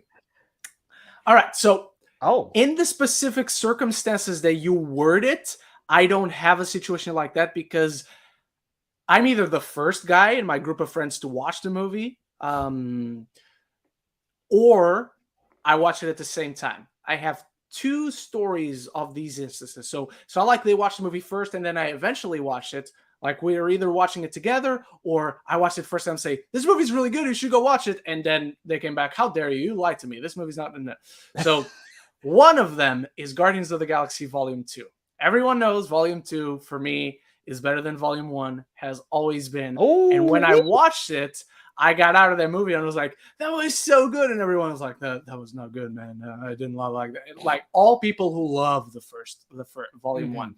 I like Volume 1. I have always liked Volume 1. I've never loved Volume 1. It's easily the weakest of the Guardians movies for me. So that was one. Another one was in 2018? 2017? I think it was 2017, but it came out in 2018 for us back in Portugal. And I was still in Portugal, so it must have been 2018 at the latest. And I went with a bunch of my friends, like watch Phantom Thread. Paul Thomas Anderson, Daniel Day-Lewis. It's his final movie. Let's go. Me and 4 other people, or 5 other people. I got out of that movie. I was like, that was amazing. I'm like, that was sucks. That was so boring. So, and to this day, I'm like alone. Like the other guys, these were 2 different group of friends, by the way. The group of friends that did not like Guardians of the Galaxy, they've appeased on it. They like it enough, but they don't think it's as good as Volume 1. And the people who didn't like Phantom Thread, to this day, they're like, one of the worst movies I've ever seen. That is so boring, such a bad movie. I'm like, no, how dare you? So yeah, those are my 2 stories. What about you, Leo? So it feels like every single time, me versus the internet. Eternals, for sure. The only person getting out of that screening, the only two that gave glowing reviews to Eternals were me and Larry from Chili Boy Productions. Everybody else was like, nah, this is boring. Nah, this is not great. So I was like, okay, I'm alone on this island, and I'm cool with that. I'm with She-Hulk, you. I'm with you. She-Hulk, love those first 2 episodes, love the entire series. And I was like telling my friends about they thought it was trash. Like they didn't like it. I get it, I understand, but I love She-Hulk. I'm here for it. I would take a season 2. I love it that much. I'll take a season 2. I'll take a season 2. Oh, okay, that's good to hear. Yeah. But I was thinking, I was actually thinking Babylon when she was asking that question. But there was a few people that actually really liked Babylon who I talked to after. So you brought up Eternals, and I just remember Thor: Love and Thunder last year. So yeah, Thor: Love and Thunder, what happened to me with that one and Multiverse of Madness is they swapped in my ranking because I went back and rewatched them, and I was like, for me at least, Love and Thunder did not hold up on a rewatch, but Multiverse of Madness got better for me on a rewatch. So I was like, oh, interesting rewatch experience. Multiverse of Madness was an interesting one for me because the first time I watched it was like, this is really good, actually. I don't know what people are talking about. And then when I went back, it like slightly moved down a couple of spots. And then I went to rewatch it a third time, and I know, no, this is really good. Really good. Like not quite as good as I thought the first time, but went up from when I watched it the second time. Oh wow. So you had a little teeter-totter. Slightly changed positions, which was interesting. Oh, wow. Jigo EP, what are some universally despised movies that you would defend? Babylon? Babylon. Well, he specifies not divisive, but all across the board, like people dislike or hate a movie. I have Babylon. one this year. I have one this year. Ant-Man Quantumania. Yep, I like Ant-Man Quantumania. even having gone back to it, I really enjoyed Quantumania. I don't think it's great. Don't get me wrong. It's not top 5 MCU. It's not top 5 of the year. It's not top 10 MCU or top 10 of the year. But I still really enjoy Quantumania. So yeah, that's one that comes to mind at least. For me, it's a weird one because it's a film that I would not even defend, to be honest. It was just something that I really, really liked. A lot of people didn't, but I would not defend because of the lead actor in the movie, The Flash. Fair enough. The movie I just mentioned, I also have a few problems with the villain in that movie. Arguably also the main character in that movie, but that's a more nuanced conversation. Yeah. Sven, GKP, when people use the statement blank franchise is dead or insert franchise here is in shambles after some underwhelming entries, whether it's MCU, DC, Star Wars, do you guys think people nowadays have become too overdramatic? Not nowadays. It's been going on for a very, very long time. Star Wars was dead in the water after The Last Jedi. Yeah. MCU was dead after Dark World. I mean, it's gone on for a while. It's dead after Love and Thunder. The internet loves nuance, is what is clear from this conversation. They love like gray areas and all that. The internet is not into extremism whatsoever. So I think people are too quick to judge. And I think the same thing if we do the opposite. Like when people also said when Guardians 3 came out, oh, the MCU is saved. We're back. Yeah. Chill. We disliked one project. We really like another project. Like it's balance. You get into dark territory. You get out of the woodshed through consistency. It's not this one thing. I mean, if Endgame had come out, sure, that's a special kind of good that would take you like to the stratosphere. Right. But generally speaking, no, you don't just are saved or are doomed out of one project. Just like I don't think Obi-Wan killed Star Wars. I don't think Mandalorian Season 3 killed Star Wars. I don't think Ahsoka, if it's as good as it looks, as I hope it is, I don't think it's going to save Star Wars either. So yeah. And I should be watching the first 2 episodes of Ahsoka on the big screen on the 21st this month. So wow, that is so cool. Man, I'm not jealous at all. I got a +1. I didn't get the invite, but as soon as I saw someone I knew getting the invite, I'm like, you have a +1 for that? Can I nab it? Right. Help I'm going to let you out. Help a brother out. I'm going to let you go first on the next one. Since you guys are talking about Gal Gadot, and I'm going to go to the bathroom quickly while you answer this one. Since you guys are talking about Gal Gadot, what is the best performance from an actor you think has limited range or haven't been impressed by their work? You certainly have been impressed, but I'm still going to let you go first. I mean, that's a tough sell. Like, an actor with limited range. I mean, listen, man. I know that was already the example used, but I think Gal has had some fun roles. I definitely loved her in Wonder Woman, and I liked her a lot in Red Notice, and that's something that a lot of people didn't enjoy. I think that might be one of the movies I could have answered when defending was Red Notice. It's funny because I say this because he's become problematic, but I mean, The Rock, he's had some very, very fun roles, but he's pretty limited. He kind of plays that like Shaw character from Hobbs and Shaw, like, and from Fast and Furious. He's kind of played that character a lot, and then kind of the main, like, kind of like a hero type character. And then he went for Black Adam, and I was like, oh, I don't know if you can do the anti-hero, my man. I don't know.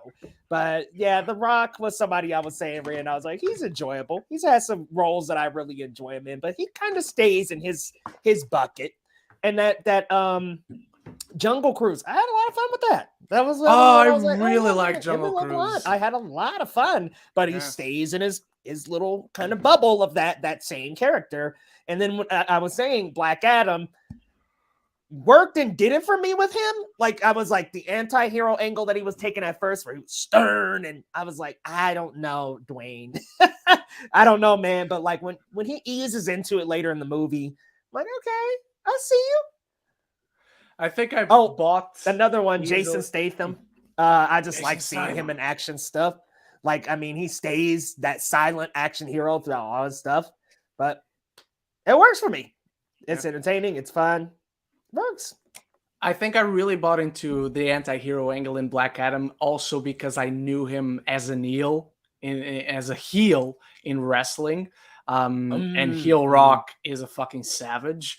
Honestly, even if you're not into wrestling, just go on YouTube and search The Rock's best promos and watch just what this guy does. Because back when he was doing it, they weren't given scripts. Like, this was just off the top of their head. So The Rock is wild, man. For me, actors with limited range, I definitely, I can't like outright disagree with you having Rock as an answer, but I love like the 2-3 times he stepped outside that range with Snitch, with Faster, and with Pain and Gain a little bit. Jigo is even saying even Moana a little bit. It plays to his strength, but it's a little, I wouldn't say it's out of his comfort zone, but it's stretching that comfort zone. Yes, it's that's widening a little like on that line. Yeah, exactly.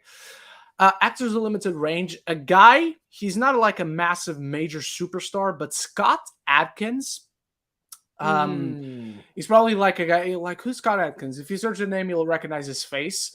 Like, he's always in the background. He's been in the MCU. He fights against Doctor Strange, the first Doctor Strange. He played a role in this series of martial arts movies called Undisputed. The first one, the lead character is Wesley Snipes, I believe. And then it takes a turn where the second movie, the main character is Michael Jai White, and Scott Adkins is the villain. Some of the best martial arts you see in movies to this day, by the way, if you haven't seen the Undisputed series. And then on the third movie, he becomes the main character and has kind of this redemption arc through number 3, number 4, and I believe there's a number 5. So he's an actor, like, again, plays to his strengths, like Jason Statham, like those action sort of roles, and he's always there in that zone. But I really like watching him. I think he has a ton of charisma. He's also in John Wick 4.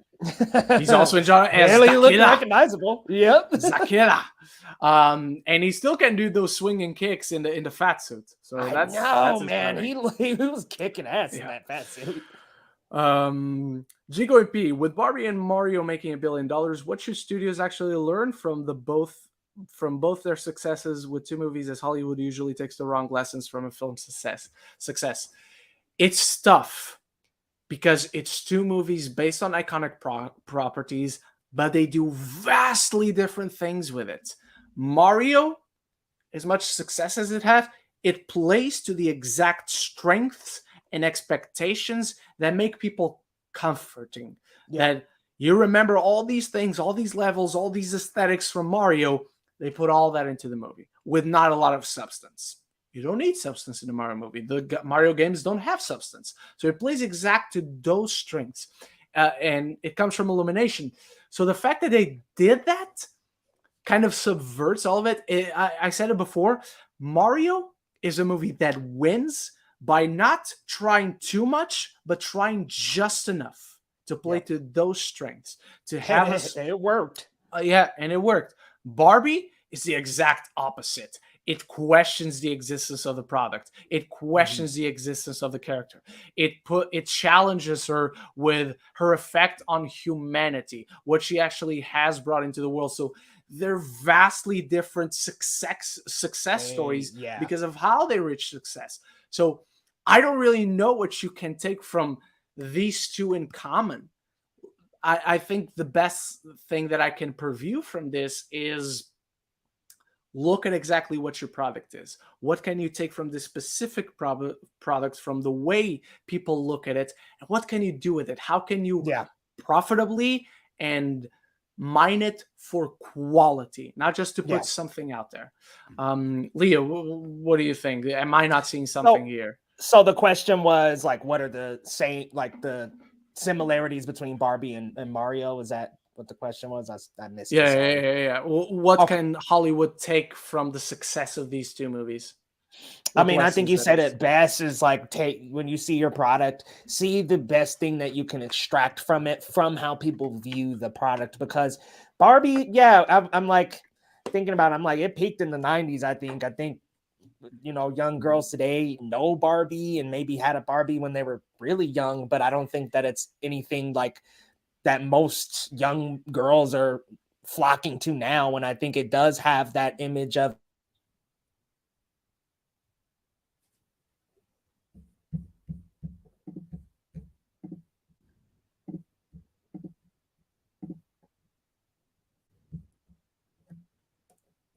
Hold up. I lost you again for some reason. My headphones keep bugging out. Now you're muted, so I won't be able to hear you. But unmute yourself again. No, I can't hear you. Oh, man, yeah, you came back. You came back. All right, I'm back. We're back. Okay, yes, but yeah, I think Barbie already had a deteriorating image as a product. So making that into a movie and explaining and elaborating on why. But Mario, it's a beloved game. Generations of fans, everybody from nearly every generation recognizes it. Giving that to the fans was the best way to go.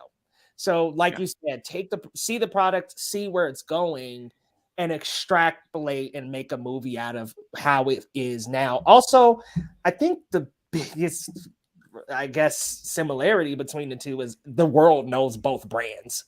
So no matter what you do with them, if you put them in a big theater setting, the world knows Barbie, the world knows Mario. So they're recognizable brand names.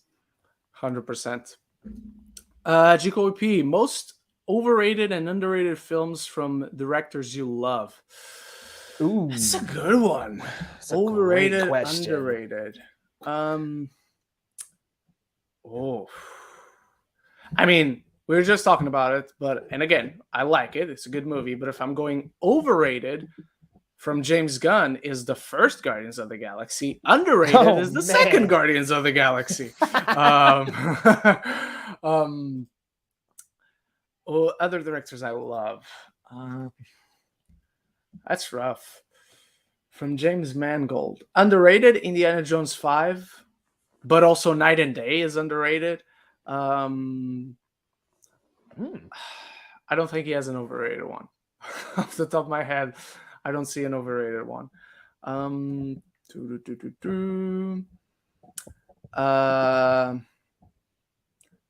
Michael Bay has a few underrated ones. I don't think he has an overrated one. What else? Hey, Ren, can you still hear me? Sorry, like my yeah, I can. Okay, all right, cool. All right. Do you got anything? I'm just thinking my two favorite directors, Quentin Tarantino and Spike Lee. Most overrated from Quentin Tarantino. It's gonna sound bad, but I'm gonna say it. I think there are two that are overrated, in my opinion. Here it comes. I think Once Upon a Time in Hollywood is great. I think it's a little overrated. Hear me out, Ren. I know you're about to be like, what? Oh no! I think Inglourious Bastards is a little overrated, man. The hottest of takes, man. I like it as a movie. I love it as a movie, actually. Don't get me wrong. I just think when comparing it to other Tarantino movies, a little overrated. All right. And then I'm thinking just recently from Nolan. I mean, seeing Oppenheimer, I'm like,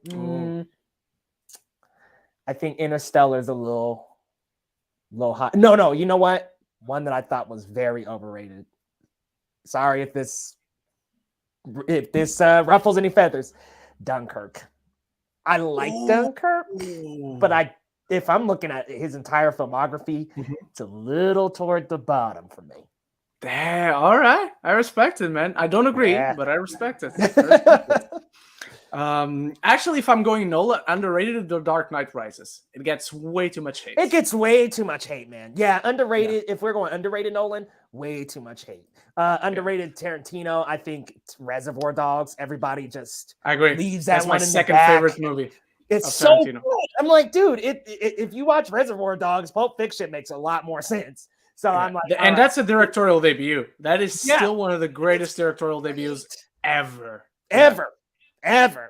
And then Nolan, I think Memento stays a little underrated because, man, Memento is so damn good. It's my favorite Nolan movie. I love the nonlinear storytelling, the two stories going at once, the black and white and the color. Yeah. I love Memento. Watched it again and it works a so couple well. weeks ago. Yeah, love it. And then Dunkirk, Dunkirk. Nolan, I agree with you. I think Dark Knight Rises gets way too much hate, man. Yeah, way too much. Definitely. Top 5 A24 films in honor of Talk to Me. I don't know about top 5 because I'd have to be looking at a list, but my number 1 still is The Witch. That is my second favorite horror film of all time. Man.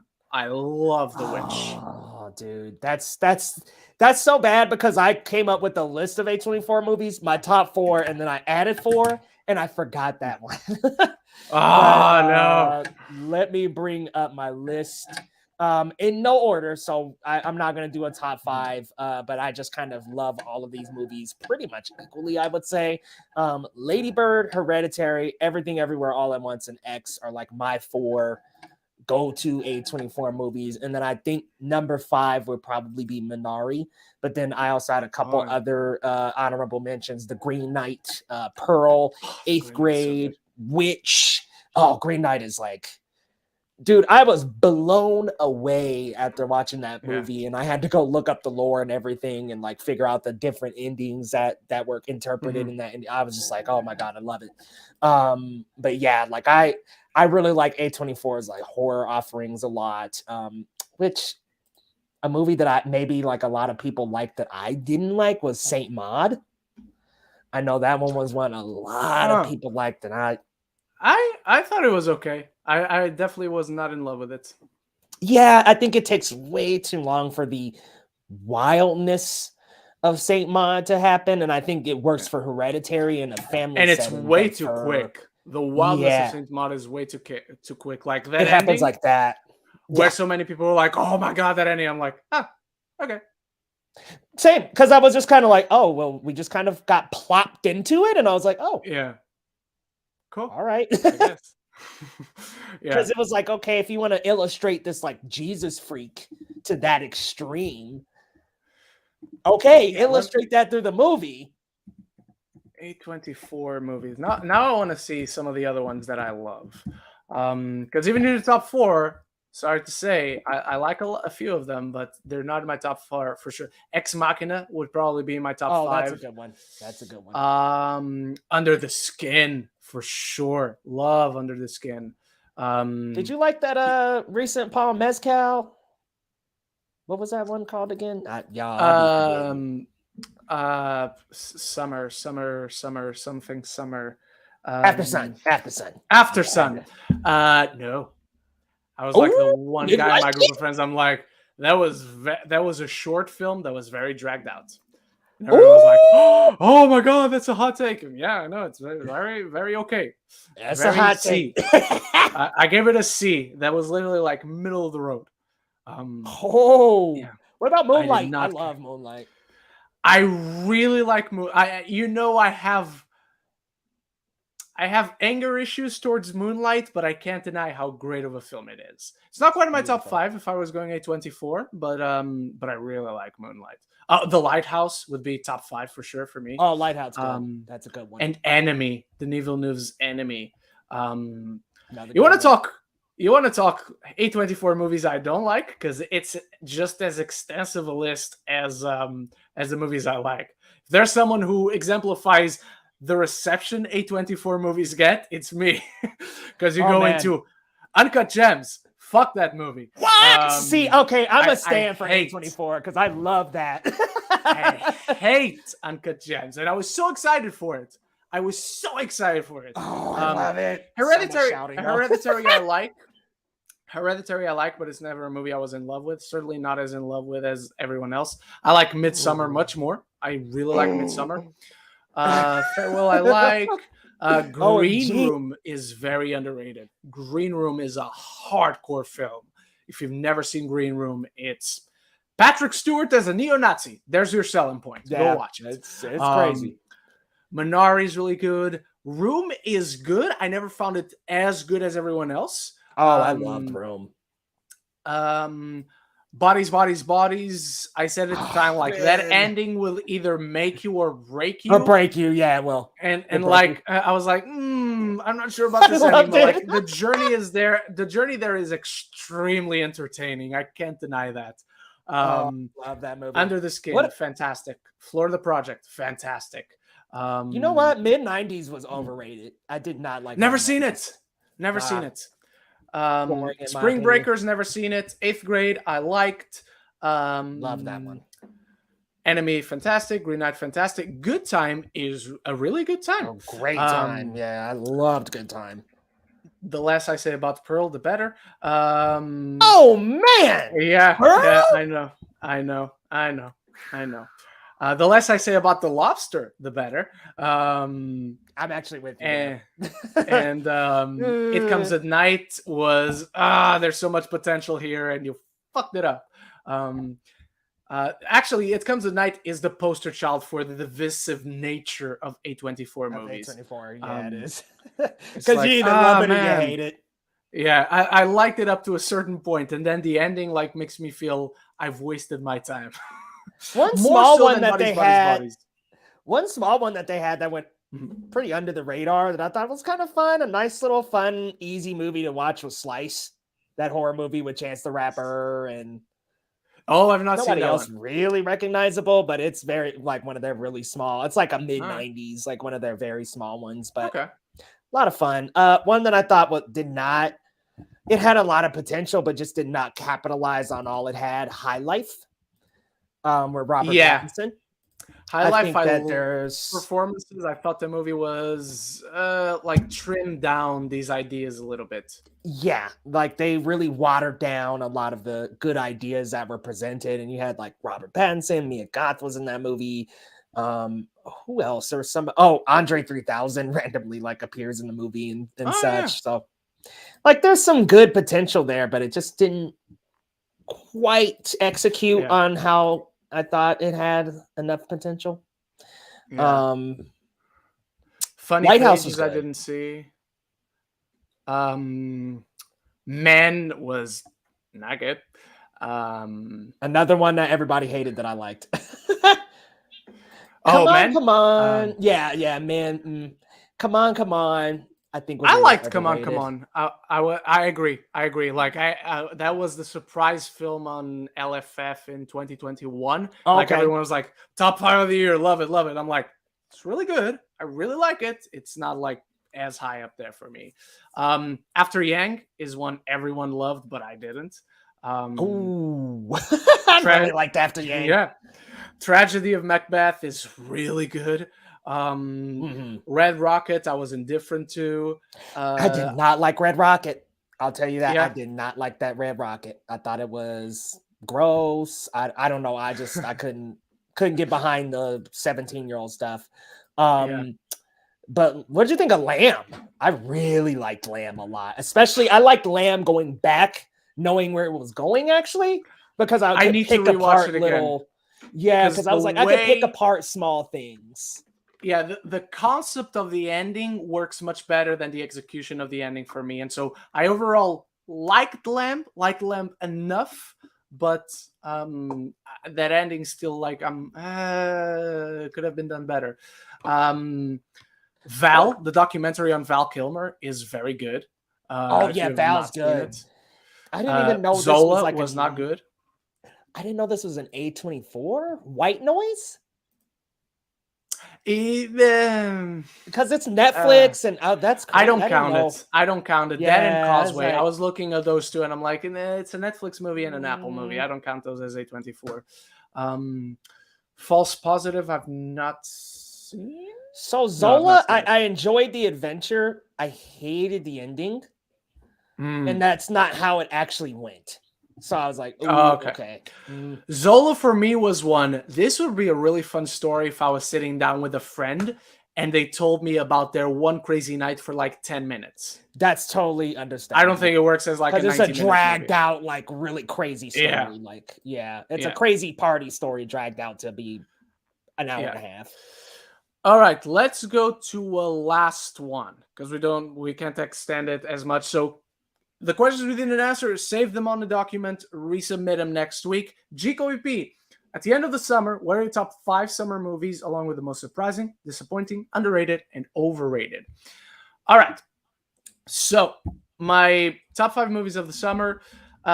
John Wick came out in March, so that doesn't count as summer. Spider-Verse, Barbie, Oppenheimer, Mission Impossible. When does Suzume came out in April, so it doesn't count as summer, and Indiana Jones. Yeah. Those are my 5. Okay, so yeah, I definitely got Spider-Verse on there. I definitely got Barbie on there. If we're including summer, I will go Oppenheimer. Just for Mission summer. Impossible. Just for summer. Yeah, Top just 5 for of the summer. summer. Mission Impossible. And then looking at my letterbox here, and I have a lot of like 3.5s, 4s, 2s. I would say They Clone Tyrone was actually a surprise for me that I really liked. That was a surprise. That went way under the radar on Netflix. And then I just got to honorable mention this. Was this summer the Power Ranger special? What? No, because it was April. I would have said that as well, but it was April. Honestly, my biggest surprise was TMNT Mutant Mayhem. Oh, and TMNT. Yeah, I forgot TMNT out of my top 5. I'm a fan of the Turtles. Like I said in my review, it's one of those franchises, like, it's never been like my favorite franchise. This is the thing I want to be known for, that I love. No, it's not that, but it's one of those franchises that I've always liked and has always been there since I remember. I don't remember not knowing the TMNT, not watching a show or a movie of the TMNT. So that's a big surprise. You like that for 03 me. series, huh?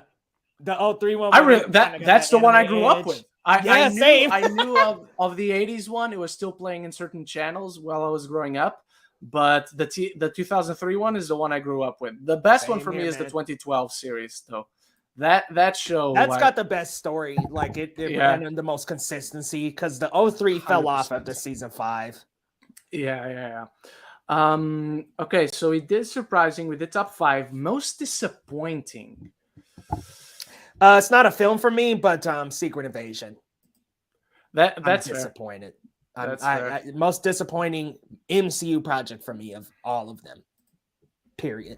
Disappointing. Oh, it's definitely my most disappointing of the MCU. 1,000%. Forget about it. Beau is Afraid for a movie. Very disappointing for me. I can't put that as my disappointing because I was never like. It could go either way for me. Like going in, I'm like, this is either going to be really good or really bad, and it fell somewhat in the middle. Yeah, I don't like in the summer. I don't have a particularly disappointing one. Summer. Yeah, Secret Invasion. Yeah. I got to go with you on that one. Underrated. I probably have to go with Indiana Jones, honestly. Or Elemental. Oh, Elemental was so cute. I really like that movie. I think it gets a little flack, I think. And what's funny about Elemental is what a box office journey it's had. It's still staying around in that time. Like, it has been in the top 10 for the since it came out. Yeah. And to go from Pixar's worst opening to, it's actually made the most since the pandemic. It made more than The Good Dinosaur and its last offering, Lightyear. So what a story that's told. Most underrated, I think, Extraction 2. I think that kind of fell off the radar for a lot, and it had a 20-30 minute one shot action sequence. They should have released it in theaters. They should have. Like, that's a big screen affair to do something like that. And that was incredible. And I'm like, between John Wick, that, and Mission Impossible, action has been eating. Like, non-franchise action has been eating this year. 100%. I wonder what else we'll get, because obviously we have Dune, and we know there's a lot of action in that. We have Ridley Scott going back to his epics with Napoleon, and Ridley Scott, he smashes his epic set pieces. Like, Exodus is not the greatest movie, but the set pieces in that film, the set pieces are great. Yeah. So we're in for some more. Creed 3 came out this year. We're in for some great action. Yeah. All right. For overrated, I gave this movie 3.5 stars. If I would review it in a video, I would have given it a strong B. but I think everyone else gives it 4, 4.5, 5 stars. A+ is like perfection. It's incredible. For me, if I'm going to choose, because I don't have many that are like super overrated or anything like, this movie is not good or whatever. This is a good movie, and I will watch it again, and I had a great time watching it. It's just not as good as everyone else thinks it is, in my opinion, and that is Joyride. So I don't want to get a lot of flack for that. I just think halfway through it like screeches to a halt. And I think the comedy in that film really, really, really works. I just don't think the pacing is quite tight enough. I think it takes a hard turn into the emotionality of that film instead of like incrementally. Like you see all the setups coming, and so in that sense, from a writing perspective, yes, you have the setup, and a payoff only works if it has been set up well, and there's no denying it's been set up well. But I think it just takes a hard turn in terms of tones. So again, this movie comes out on Blu-ray. I'll happily add it to my collection. I will happily watch it again. I just don't think it's quite to that level that everyone else thinks it is. But I fully recommend Joyride. So you still like it? It just yeah, absolutely. Okay, good. That movie just solidified Ashley Park and Stephanie Hsu in my celeb crush list. I love that movie. Overrated. I'm sorry, Ren. I know this is gonna crush you, man. The new Indiana Jones. I get it. Now I'm the one guy on an island. That new Indiana Jones for me was pretty disappointing. And you know what? I'm gonna say this too. And I actually really did enjoy it. I did a reaction video for it, and I did enjoy it. But when comparing it to the rest of the franchise, it falls kind of low. Evil Dead Rise. I think a lot of people really liked it, and I did. I really like it. I did too. Don't get me wrong. I actually really like it. It's kind of like you with Joyride. I just think I thought there was going to be a lot more kills and gore. I thought they were going to step outside of that one setting, and they didn't. So I was like, okay. We stayed put, and that doesn't ruin the movie, but I expected a little bit more than just the one setting. Oh, that wasn't summer. G. Kobe's pointing out. So yeah, that don't count. Oh yeah, that was April. Yeah, you're right. Those April movies, man, they're like right on the peak. Right on the peak. All right, everyone. And with that down, that does it for this week's This Week in Geek. Next week, episode 60. We're back. Hopefully Leo is here again. Hopefully anyone else can join the chat. Hopefully Patrick can join us again. Thank you so much for watching, Leo. Thank you so much for being here with me. I hope you can join next week. I hope you can join whenever you want to join. And let's see if next week we're talking about, the Gal Gadot, James Gunn situation has been resolved. Until the next one, everyone. Yeah. Look out for videos on my channel. Look out for videos on Leo's channel. And we'll be back very soon whenever I can watch The Last Voyage of the Demeter, because it doesn't have a release date over here. Until the next one, love each other and love the movies. Bye-bye, everybody.